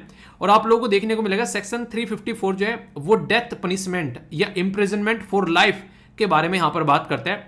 पर लेकिन स्पेशल प्रोसीजर के थ्रू यहां पर चीजें होनी चाहिए। यानी कि डेथ पेनल्टी जब यहां पर दी जाती है तो रेयर एंड रेयरेस्ट केस वाली बात आती है। एक केस आप लोग याद रखिएगा, ये है Bachchan Singh versus state of Punjab का केस आप लोगों को देखने को मिलेगा।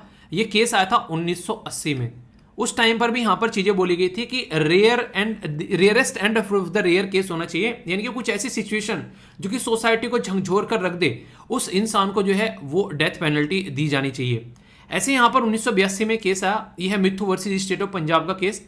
5 जज की बेंच ने यहां पर ये बेसिकली स्टक डाउन कर दिया मैंडेटरी डेथ पेनल्टी। यानी कि उस टाइम पर भी बोला गया कि डेथ पेनल्टी जो है वो मैंडेटरी यहां पर नहीं होना चाहिए। तो बार बार ऐसे केसेस निकल कर आते हैं। जब यूएन से रिलेटेड हम लोग बातें देखते हैं, वो भी यहां पर ऐसी बातें करते हैं कि डेथ पेनल्टी को किस तरीके से लेकर जाना चाहिए, क्योंकि डेथ पेनल्टी के ऊपर बहुत ही ज्यादा डिबेट डिस्कशन होता है। तो नॉर्मली इसको यहां पर बोला जाता है कि इसको रोक देना चाहिए, ठीक है। कैपिटल पनिशमेंट नॉर्मली आप लोग शब्द यहां पर यूज करते हैं। Most severe form of punishment मानी जाती है कि इंसान की डेथ यानी कि उसकी जान ले लेना, जब उसने कोई हीनियस या फिर काफी ग्रेव कोई ऐसा क्राइम कर दिया जो कि अगेंस्ट द ह्यूमैनिटी यानी कि इंसानियत के खिलाफ चला गया। ये इंसान, निर्भया वाला केस वो बिल्कुल ऐसा ही केस था जिसमें इंसानियत के खिलाफ चला गया वो केस, ठीक है। अगर आप लोग बात करें, यहां पर कई सारे ऐसे केसेस आप लोगों को देखने को मिलेंगे। अभी कुछ लोगों को छोड़ा गया गुजरात गवर्नमेंट के द्वारा, वो काफी खतरनाक केस था कि एक औरत के साथ में यहां पर एक रेप, इस तरीके से रेप किया गया, इतने सारे लोगों की जान चली गई और उस पर्टिकुलर केस के अंदर में अभी उनको रिहा कर दिया गया।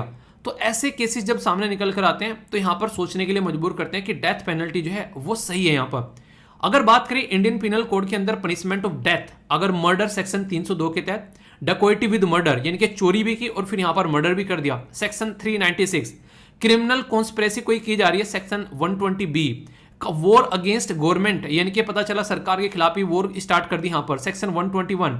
इसी के साथ में आप लोगों ने कई बार यहां पर देखा होगा, ये भी काफी इंपॉर्टेंट एरिया है, इसके देश के अंदर कोई गदर मचा देना, अबैटमेंट ऑफ म्यूटिनी, ठीक है। तो एक तरीके से आप लोगों को देखने को मिलेगा। तो ये भी एक तरीके से आप लोगों के सामने निकल कर आता है कि इस चीज को भी रोकने की कोशिश की जाती है। सेक्शन 132 के तहत यहां पर जो इंडियन पिनल कोड यानी कि भारतीय दंड संहिता का सेक्शन है। कंफ्यूजन कई बार रहते हैं यहां पर, कोई कैपिटल पनिशमेंट बोल देता है और कोई डेथ पेनल्टी बोल देता है। तो ये इंटरचेंजेबली वर्ड जो है वो कई बार यहां पर यूज किए जाते हैं। हमारे देश के अंदर जैसे मैंने आप लोगों को बताया, death penalty in India, total number of death sentence जो अब तक दिए गए हैं वो बहुत सारे आप लोगों को देखने को मिलेंगे, जिसमें 1486 के करीब यहां पर केस निकल कर आते हैं। स्टेट वाइज देखेंगे तो सबसे ज्यादा टॉप पर उत्तर प्रदेश है, क्योंकि इसकी पॉपुलेशन भी सबसे ज्यादा है, फिर बिहार है, फिर कर्नाटका, फिर मद्रास और फिर दिल्ली, जहां पर सबसे ज्यादा केस जो है वो डेथ पेनल्टी के यहां पर देखने को मिले। अगर बात करें यहां पर मैक्सिमम जो लोग हैं यहां पर वो इकोनॉमिकली काफी वनरेबल है, यानी कि एक गरीब तबका है सोसाइटी का, जिसको यहां पर ये चीज देखनी पड़ती है। बैकवर्ड तबका है सोसाइटी का, ठीक है। एक तरीके से जो कभी स्कूल में नहीं गए हैं उन्होंने अपनी, अगर देखा है तो उन्होंने कंप्लीट नहीं किया अपनी सेकेंडरी एजुकेशन भी, तो डिड नॉट कंप्लीट सेकेंडरी 61% ऐसे देखने को मिलेंगे। और प्राइमरी के बारे में बात करें, प्राइमरी और या फिर सोल जो अर्नर है इन द फैमिली, यानी कि एक तरीके से वही कमाने वाले हैं वहां पर, ऐसे देखने को मिलेंगे। तो ये जो डेटा है यहां पर, अगर इस डेटा को आप लोग हटा दो, ये 23% है, बाकी 50% से ऊपर है। यानी कहने का मतलब यहां पर ये जिनको डेथ पेनल्टी दी जा रही है वो समाज के ऊपर काफी नेगेटिव इंपैक्ट डालते हुए नजर आते हैं हर तरीके से। अगर बात की जाए, एक तो अपने परिवार को ऐसा छोड़कर जाएंगे यहां पर कि वही कमाने वाले हैं और वो ऐसी हरकतें यहां पर कर रहे हैं। और ऐसा नहीं है यहां पर औरतें नहीं है, लगभग 12 औरतें भी यहां पर ऐसी आप लोगों को देखने को मिलेगी। तो डेथ सेंटेंस जो आप लोगों को यहां पर ये निकल कर आते हैं, ये बेसिकली आप लोगों को देखने को मिलता है। जैसे कि यहाँ पर जो स्टेज होती है डेथ सेंटेंस की, जैसे ट्रायल कोर्ट के द्वारा, फिर रेफरेंस कर दिया हाई कोर्ट में, फिर आप लोगों को हाई कोर्ट के द्वारा यहाँ पर देखने को मिलेगा, फिर आगे चलकर सुप्रीम कोर्ट में चला गया, रिव्यू पिटिशन, क्यूरेटिव पिटिशन, सारे साम दाम दंड भेद लगाए जाते हैं। इसके बाद में जब आखिरी मुहिम बचती है प्रेसिडेंट के पास में जाना, वो भी कंडीशन आप लोगों को यहाँ पर देखने को मिलेगी। निर्भया केस में कुछ ऐसी सिचुएशन आप लोगों के सामने यहाँ पर निकल कर नजर आई थी, ठीक है। लास्ट में प्रेसिडेंट के सामने भी जाकर गड़गड़ाहट जो है यहाँ पर मचाई गई, पर लेकिन वो लूप होल थे, पर लेकिन at the end of the day लटकना था, तो वो एक अलग मुद्दा आप लोगों को देखने को मिल रहा है। तो यानी कहने का मतलब यहाँ पर ये एक ऐसा एरिया है जिसके ऊपर बहुत सारा डिबेट डिस्कशन चल रहा है और आगे भी चलता रहना चाहिए जब तक कि सॉल्यूशन यहाँ पर नहीं निकल जाता है, क्योंकि एक ऐसा एरिया है जिसको खासकर कई सारे लोग जो हैं वो एक्सेप्ट नहीं करते हैं, ठीक है। देखिए कई सारे लोग कहेंगे कि यार डेथ पेनल्टी नहीं होनी चाहिए, पर लेकिन जब कुछ ऐसे घिनौने अपराध हो जाते हैं तो फिर उस टाइम पर लगता है कि डेथ पेनल्टी यहाँ पर होनी चाहिए, ठीक है। अभी मैंने प्रेसिडेंट के बारे में आप लोगों से बात की, तो ये इंपॉर्टेंट आर्टिकल आप लोग याद रखिएगा, आर्टिकल 72वां है यहाँ पर। ये कॉन्स्टिट्यूशन इंपावर करता है प्रेसिडेंट को टू ग्रांट द पार्डन, एक ऐसे इंसान को पार्डन देना जो कन्विक्टेड है यहाँ पर केसेस के अंदर में। Punishment sentence for the offence against the union, यानी कि कानून जो भी यहाँ पर यूनियन लॉज है, sentence for the court martial, या फिर सेंटेंस टू द डेथ अगर यहां पर दिया गया है, ठीक है।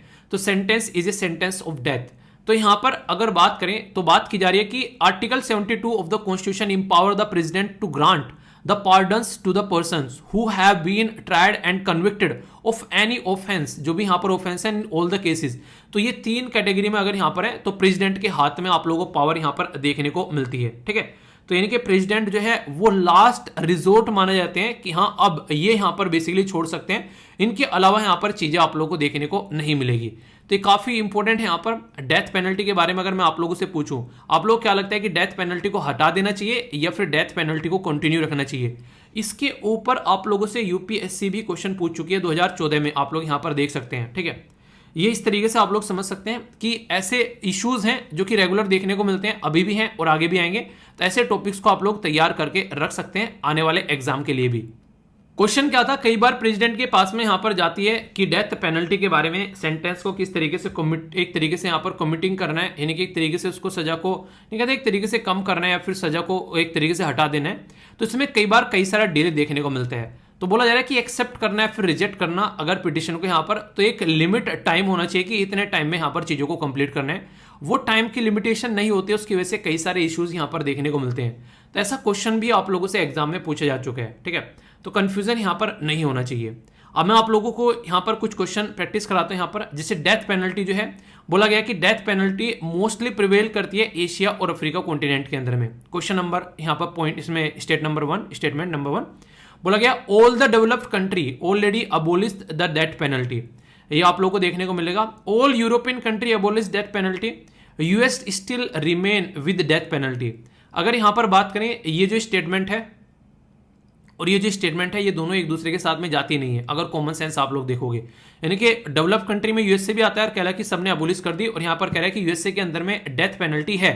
और यहां पर अगर आप लोग मैप में देखोगे तो यूएसए के अंदर में कुछ एरिया ऐसे जहां पर डेथ पेनल्टी आप लोगों को देखने को मिलेगी, ठीक है। तो इसका मतलब ये स्टेटमेंट आप लोगों की सही है, यूएसए के अंदर है, पर लेकिन ऑल डेवलप्ड कंट्री ने हटा दिया है, वो स्टेटमेंट आप लोगों को बिल्कुल गलत यहां पर देखने को मिलेगी।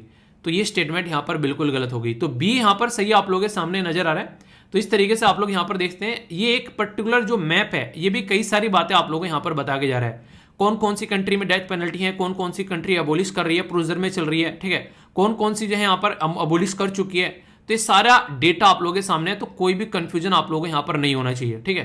तो यूरोप के अंदर भी आप लोग देखते हैं सारी कंट्री ऐसी जहां पर ऑल शब्द आ जाए ना, ऑल ये कर रहे हैं, एवरीवन ये कर रहा है, वो मैक्सिमम आप लोगों को नॉर्मली अगर आप लोग देखोगे तो वो गलत देखने को मिलेगा।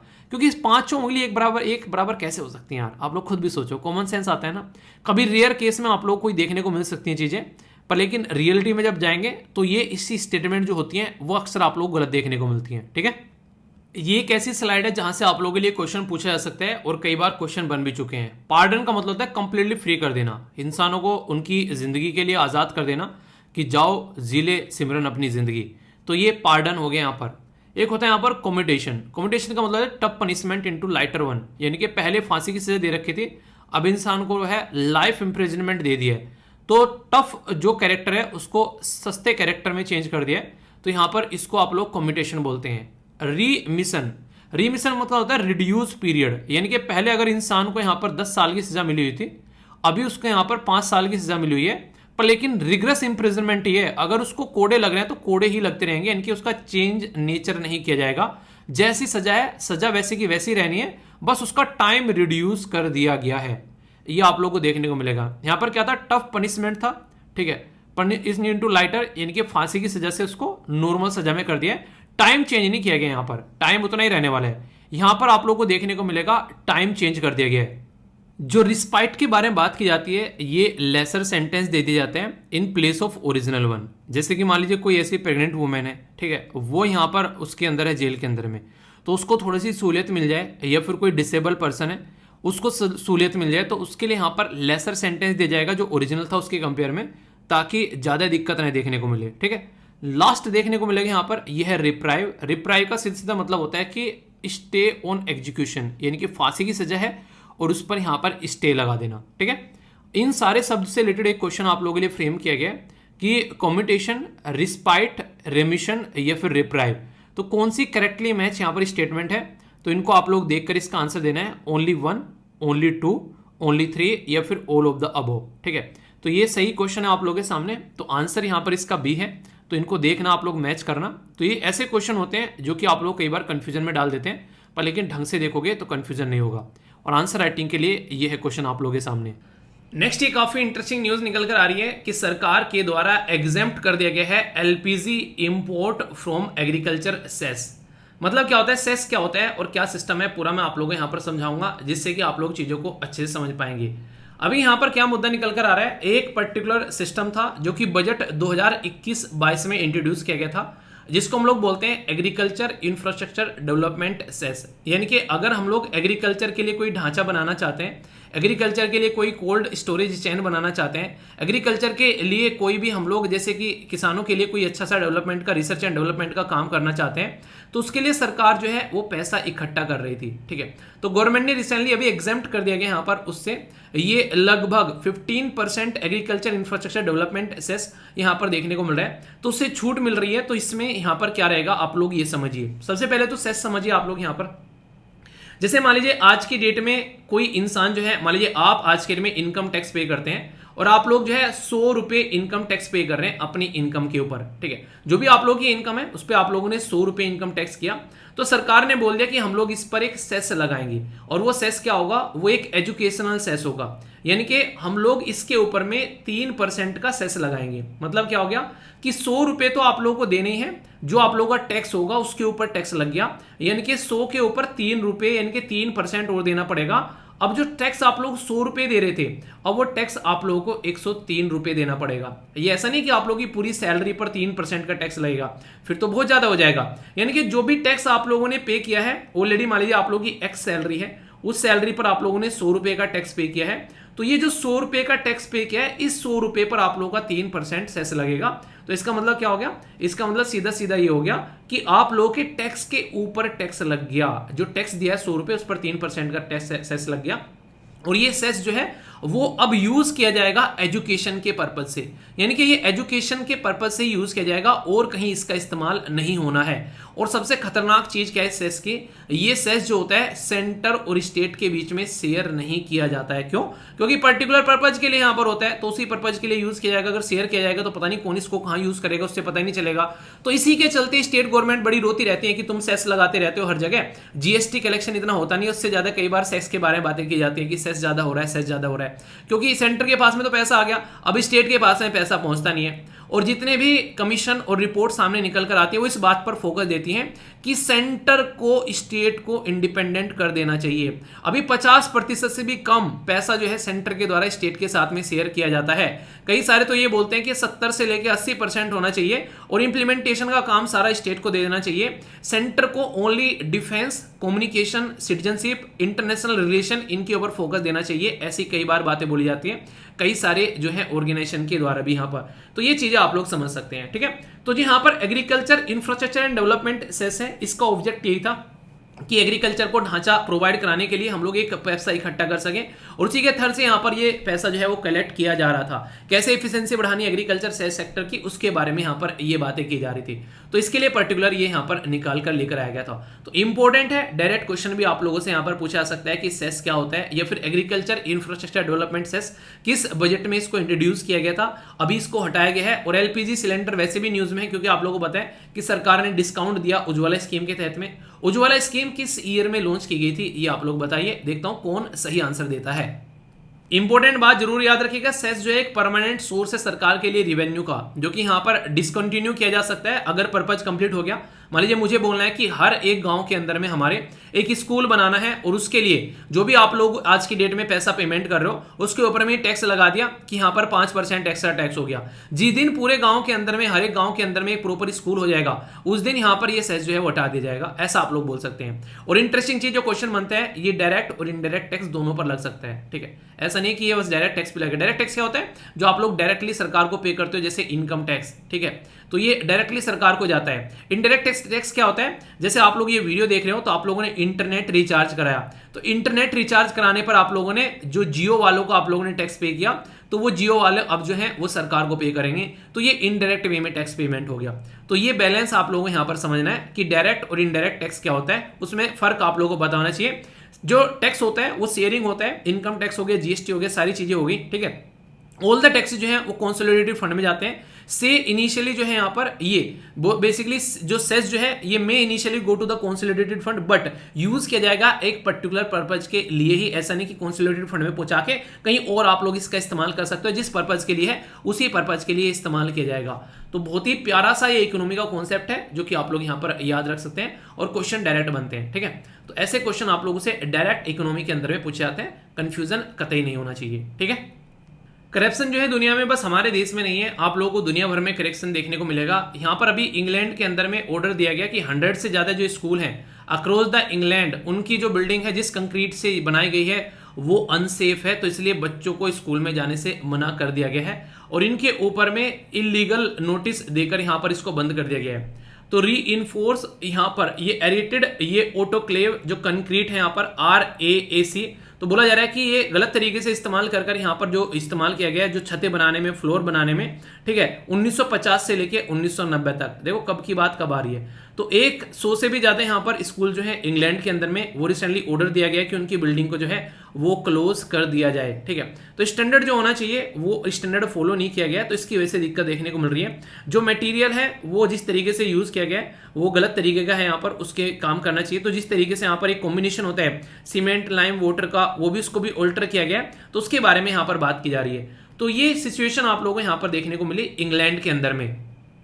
अब यहाँ पर जिसके ऊपर पूरा ये बवाल हो रहा है ये है क्या, RAAC, जिसको बोलते हैं री इनफोर्स एरेटेड ऑटोक्लेव्ड, ये कंक्रीट, ये है क्या बेसिकली। तो ये क्वेश्चन आप लोगों से एग्जाम में डायरेक्ट पूछा जा सकता है क्योंकि इसके बने हुए स्कूल को बंद किया गया है। एडवांटेज क्या है, ये आप लोगों को देखने को मिलेगा कि नॉर्मल जो कंक्रीट होती है उसके कंपेयर में ये थोड़ी सी फायदेमंद है। एक तो चीपर है, सस्ती है, प्रोड्यूस जो है बड़ी जल्दी कहते हैं, इंस्टॉल भी जल्दी कहते हैं, थर्मल इंसुलेशन का काम करती है, इसके अंदर बबल होते हैं जिसकी वजह से यहाँ पर एक तरीके से ये मेंटेन करते हैं टेम्परेचर को इंडोर आउटडोर में, रिड्यूस करते हैं बेसिकली। ये कूलिंग एक तरीके से यहाँ पर जो बात करें रिड्यूस करना, heating and cooling energy consumption, तो उसमें काफी फायदेमंद देखने को मिलता है। तो जब इतने फायदे हैं तो फिर क्यों हटा रहे हैं, हटा इसलिए रहे हैं क्योंकि ये काफी ज्यादा खतरनाक हो जाता है। ये उतना घना नहीं है जितना घना नॉर्मल सीमेंट और बजरपुर रोडी से बनाया गया घर होता है, एक तो ये बात है, यानी कि एक तरीके से इसका वेट 1/3 हो जाता है, आप लोग ये समझ सकते हैं। दूसरा यहाँ पर इसकी वजह से जो स्टील वगैरह वो सारी चीजें यूज की जाती है वो भी गड़बड़ होती नजर आती है। वीक एक तरीके सिस्टम होता है, मॉइस्चर को एब्जॉर्ब करने की इसमें कैपेसिटी है और टाइम यहाँ पर बिल्डिंग कोलैप्स भी हो सकती है, तो ये कंडीशन देखने को मिलती है। तो इसीलिए यहाँ पर 100 से भी ज्यादा स्कूल जो है वो बंद किए गए हैं। तो RAAC के बारे में आप लोगों से क्वेश्चन अगर पूछा है तो कोई बड़ी बात नहीं होगी, क्योंकि यहां पर ये एक डिफरेंट टाइप की न्यूज बन जाती है, तो ये याद आप लोग रख सकते हैं। ठीक है, अब जब बात चली रही है तो यहां पर नॉर्दर्न प्लेन ऑफ इंडिया में बोला गया कि मोस्ट पोल्यूटेड यहां पर रीजन आप लोगों को देखने को मिलेगा। सदर्न और नॉर्दर्न इंडिया में जब आप लोग चीजों को कंपेयर करेंगे तो एयर क्वालिटी ज्यादा बेकार आप लोग को नॉर्दर्न इंडिया में देखने को मिलेगी as compare to southern India में, ये बातें बोली गई है। बात यहां तक तो ठीक है, पर जो ये लाइन मैंने पढ़ी तो मुझे धक्का लगा पढ़ने के बाद में। Average resident in northern India वो है बेसिकली 8 साल का लाइफ लॉस हो जाता है अगर कंपेयर करें सदर्न इंडिया के साथ में भी आप लोग बोल सकते हैं। यानी कि नॉर्दर्न इंडिया में जो लोग रहते हैं वो 8 साल कम जीते हैं as compare to southern India के। ऐसी बातें यहां पर बोलने की कोशिश की जा रही है और कई सारे चार्ट बताया जा रहा है कि पार्टिकुलेट मैटर के मामले में बात करें तो इंडिया कहां पर है, ये यहां पर चाइना देखो ये चीजों को कंट्रोल करता जा रहा है, पर हमारा देश आप लोगों को यहाँ पर काफी अच्छे लेवल पर देखने को मिलेगा और नेपाल और बांग्लादेश तो और भी ऊपर आप लोग यहाँ पर नजर आ रहे हैं। अगर बात करें चार्ट के बारे में कहां कहां पर दिक्कतें ज्यादा देखने को मिल रही हैं, दिल्ली, उत्तर प्रदेश, हरियाणा, बिहार, पंजाब, ये त्रिपुरा, वेस्ट बंगाल, झारखंड, छत्तीसगढ़, राजस्थान सारी मोस्ट पोल्यूटेड कैटेगरी में आते हैं। एक भी सदर्न इंडिया का आप लोगों को एरिया यहां पर देखने को नहीं मिलेगा। ठीक है, और जैसा रेट यहां पर बताया जाता है पार्टिकुलेट मैटर का WHO की गाइडलाइन के हिसाब से, तो ये बेसिकली कार्डियोवास्कुलर डिजीज के हिसाब से, हाई ये ब्लड प्रेशर की, तंबाकू के बारे में, इन सब के बारे में देखा जाए तो लाइफ जो लॉस होती है उसके बारे में बताया जा रहा है, कितनी लाइफ यहां पर लॉस हो जाती है। तो जितना पार्टिकुलेट मैटर यहां पर चल रहा है इससे लगभग आप लोग देख सकते हैं कि 5.5 साल की लगभग लाइफ जो है वो लॉस हो जा रही है, इसकी वजह से इतनी दिक्कतें देखने को मिल रही है। तो यहां से अंदाजा लगाइए। चार्ट जो है annual average particulate matter concentrate in northern India में यहां पर आप लोगों को देखने को मिल रही है, तो इसके चलते यहां पर दिखाने की कोशिश की जा रही है कि नेशनल एवरेज से भी कितनी ज्यादा पोल्यूशन आप लोगों को देखने को मिलता है। ठीक है, तो चलो चलते हैं गोवा चलते हैं, या फिर गोवा की जगह चेन्नई तमिलनाडु एरिया में घूम कर आते हैं केरला के अंदर में, और इस तरीके से अपनी लाइफ को वहां पर चलकर एंजॉय करेंगे। ठीक है, बताओ कहाँ घूमना पसंद करोगे? छोड़ना पड़ेगा NCR वाला रीजन, छोड़े NCR वाले वरना पोल्यूशन की वजह से बर्बाद होने वाले। ठीक है, तो ये भी एक काफ़ी खतरनाक चीज़ यहाँ पर देखने को मिल रही है जिसके बारे में आप लोग अंदाजा लगा सकते हैं। तो पोल्यूशन का देखिए रीज़न भी हम ही है यार, अगर हम लोग चीज़ों को थोड़ा सुधारें तो ये चीज़ें कंट्रोल की जा सकती है कि नहीं। इंटरेस्टिंग क्वेश्चन भी यहाँ पर RACC के बारे में बोला गया कि ये इजी, ये बोला गया it is denser and heavier than the traditional concrete. दूसरा बोला गया it has excellence thermal insulator property. तो सही आंसर क्या है अगर इसके बारे में बात की जाए? एम बोला गया ओनली 1, ओनली 2, बोथ, या फिर नन। तो यहाँ पर आप लोग देखते हैं तो पहला जो स्टेटमेंट है बोला क्या गया यहाँ पर RACC के बारे में, ये डेंसर बोला गया। तो डेंसर और हैवियर तो यही नहीं है, पर हाँ सेकंड स्टेटमेंट करेक्ट है, तो आंसर यहाँ पर 2 हो गया। ठीक है, तो क्वेश्चन डायरेक्ट एग्जाम में बन सकता है आप लोगों से। सेस के बारे में एक प्यारा सा क्वेश्चन आप लोगों के सामने। सेस के बारे में बोला गया कि it is charge over the above the base tax, जो कि आप लोग देने वाले हो उसके टैक्स के ऊपर टैक्स लगेगा। Can levied only the direct tax, ये बोला गया। दूसरा बोला गया central government does not need to share the cess with the state. तो कौन सी स्टेटमेंट करेक्ट है आप लोगों को यहाँ पर ये बताना है। तो पहली स्टेटमेंट और सेकंड स्टेटमेंट अभी आप लोगों को बताया और यहाँ पर दोनों पर लग सकता है, तो एक इंटरेस्टिंग क्वेश्चन बन जाएगा बड़ा ही प्यारा सा। तो आंसर यहाँ पर क्या हो गया? आंसर यहाँ पर 2 हो गया। तो डायरेक्ट क्वेश्चन बनते हैं आप लोगों से एग्जाम में, उठाकर देखना पेपर ये वाले। तो ये क्वेश्चन आप लोगों के सामने CSAT का है, 5 डिजिट के बारे में बात की जा रही है नंबर, इसको आप लोग सोल्व करिए अच्छे से। CSAT जो है एक ऐसा टॉपिक है जो कि आप लोग इग्नोर मत करिएगा। पिछली बार मैक्सिमम 99% जो है वो CSAT को लेकर लुढ़ गए थे। ठीक है, तो अटेम्प्ट करिए, वीडियो को पॉज कर फिर आंसर बताया जाएगा। नेक्स्ट यहाँ पर बात की जा रही है गंगोत्री नेशनल पार्क के बारे में। गंगोत्री नेशनल पार्क आप लोगों को उत्तराखंड में देखने को मिलेगा, नियर सिटी उत्तरकाशी। 1989 में इसको स्टेब्लिश किया गया और 3rd नेशनल पार्क आप लोगों को देखने को मिला इंडिया के अंदर में, जो ब्यूटी के मामले में one of the best national park आप लोगों को देखने को मिलेगा। स्नो लेपर्ड, आईबॉक्स, डॉग्स, पिजन्स, ये काफी सारे आप लोगों को यहाँ पर जानवर देखने को मिलेंगे जिनको पक्षी जानवर को एंजॉय कर सकते हैं। और फॉरेस्ट डिपार्टमेंट उत्तराखंड इसको गवर्न करता है। ठीक है, तो ये बात है इसके बारे में। बाकी यहाँ पर कई तरह के फॉरेस्ट, जैसे कि यहाँ पर ये कॉर्न बियरिंग, इसी के साथ में निडल लीव वाले जो ट्रीज हैं वे देखने को मिलते हैं, जैसे यहाँ पर पिक्चर आप लोग देख पा रहे हो। ठीक है, तो इसके बारे में इन्फॉर्मेशन हो गई। वैसे क्वेश्चन का आंसर यहाँ पर आप लोग को D देखने को मिलेगा, ये आप लोगों के सामने क्वेश्चन है। ठीक है, तो कंफ्यूजिया ना कतई नहीं है। आइए अंग्रेजी कुछ नए शब्द सीखते हैं जो कि आप लोग की इंग्लिश को इंप्रूव करने का काम करेंगे। पहला शब्द है जो यहाँ पर ये है बेलिजरेंस। इसका मतलब होता है आक्रामक, यानी कि एक तरीके से एग्रेसिव बोल देते हैं कि जरा से देर में गुस्सा आ जाता है। ठीक है, कई सारे कुत्ते नहीं, छोटे छोटे चिवावा टाइप के, वो क्या करते हैं, खी ऐसे करते हैं वो वाली बात है। फुल प्रूफ का मतलब सरल, यानी कि एक तरीके से जिसको आप लोग अचूक भी बोल सकते हैं। फुल प्रूफ जैसे हमारा चंद्रयान मिशन फुल प्रूफ तरीके से लॉन्च किया गया, ठीक है। तो यानी कि एक तरीके से उसके अंदर में गलत होने के चांसेस काफी करल आप लोग बोल सकते हैं, ठीक है। तो ये बोला है जिसकी मतलब इनकैपेबल ऑफ गोइंग रोंग, यानी कि चांस ही नहीं है कि एक तरीके से रोंग हो जाए। तो ये काफी अच्छा रहा यहाँ पर हमारा मिशन शानदार जो आप लोगों ने देखा। नेक्स्ट यहाँ पर बात की जा रही है, ये है एनेबल्ड, ये है बेसिकली सम्मानित करना, एक तरीके से आदर करना, ठीक है। जैसे हम लोग अपने जैसे पेरेंट्स का, बाबा दादी का, सबका आदर करते हैं, ऐसे आप लोग बोल सकते हैं। तो ये काफी अच्छा रहता है। एनेबल्ड बेसिकली बोला जाता है। हालांकि ये एक ग्लोरीफाइड पर्पज के लिए भी यूज किया जाता है, एक रैंक के पॉइंट ऑफ व्यू से भी बोलते हैं, ठीक है। नेक्स्ट है यहाँ पर ये फ्लिमजी, यानी कि कमजोर, यानी कि एक तरीके से हल्का काइंड ऑफ आप लोग बोल सकते हो। नेक्स्ट है यहाँ पर ये है डिस्क्वाइटिंग, यानी कि बेचैन हो जाना चीजों को लेकर। जैसे नहीं आप लोग बेचैन हो जाते हो जरा सी कुछ चीजें, जरा सी देर हो जाए या फिर कुछ भी हो जाए कि पता नहीं क्या हो गया। तो जिंदगी में माइंड को शांत रखना भी आप लोगों को आना चाहिए। ये बहुत ही बड़ी कला है, ये जिस दिन सीख लोगे तो बहुत ही शानदार तरीके से लाइफ को एंजॉय करते हुए नजर आओगे। सेंटेंस जरूर फॉर्म करना, भले ही एक सेंटेंस क्यों ना बनाओ, पर लेकिन एटलीस्ट एक शब्द के ऊपर सेंटेंस बनाना है। वो बच्चे देखो जो कई कई सेंटेंस बना रहे हैं, कम से कम एटलीस्ट एक सेंटेंस आप लोग जरूर फ्रेम कीजिए, ठीक है। और इसी के साथ में एक सबसे इंपॉर्टेंट बात यहां पर यह है कि आप लोग शाम को डेली 5 बजे अपना क्विज अटेम्प्ट कर सकते हो। अपना करंट अफेयर को शानदार तरीके से आप लोग लेकर चल सकते हो। एप्लीकेशन के ऊपर फ्री ऑफ कॉस्ट है, इसके लिए कोई पेमेंट नहीं है। वीकली टेस्ट भी होता है, उसमें पता चलता है कितने अच्छे से पूरे वीक का क्विज आप लोगों ने किया है। ये अच्छा है। अब इसमें नई चीजें भी ऐड करने जा रहा हूं, वो आप लोगों का अनाउंसमेंट कल किया जाएगा, ठीक है। तो उसके लिए आप लोग रेडी रहना, जो कि आप लोग कई सारी चीजें यहां पर देखने को मिलने वाली है, ओके। तो अच्छे से एंजॉय करो यार, अपनी चीजों को अच्छे से लेकर चलो। बाकी कैसा लगा लेक्चर, फीडबैक जरूर देना। कोई भी दिक्कत, कोई भी समस्या, कोई परेशानी हो बताना, उसको दूर किया जाएगा। नेक्स्ट लेक्चर में मिलता हूं, तब तक के लिए बड़ों को नमस्ते, छोटों को प्यार, छोटी सी लाइफ एंजॉय करा। मिलता हूं नेक्स्ट वीडियो में, तब तक के लिए जय हिंद। मौज लो, रोज लो, नहीं मिले तो खोज लो और खुश रहो, ठीक है।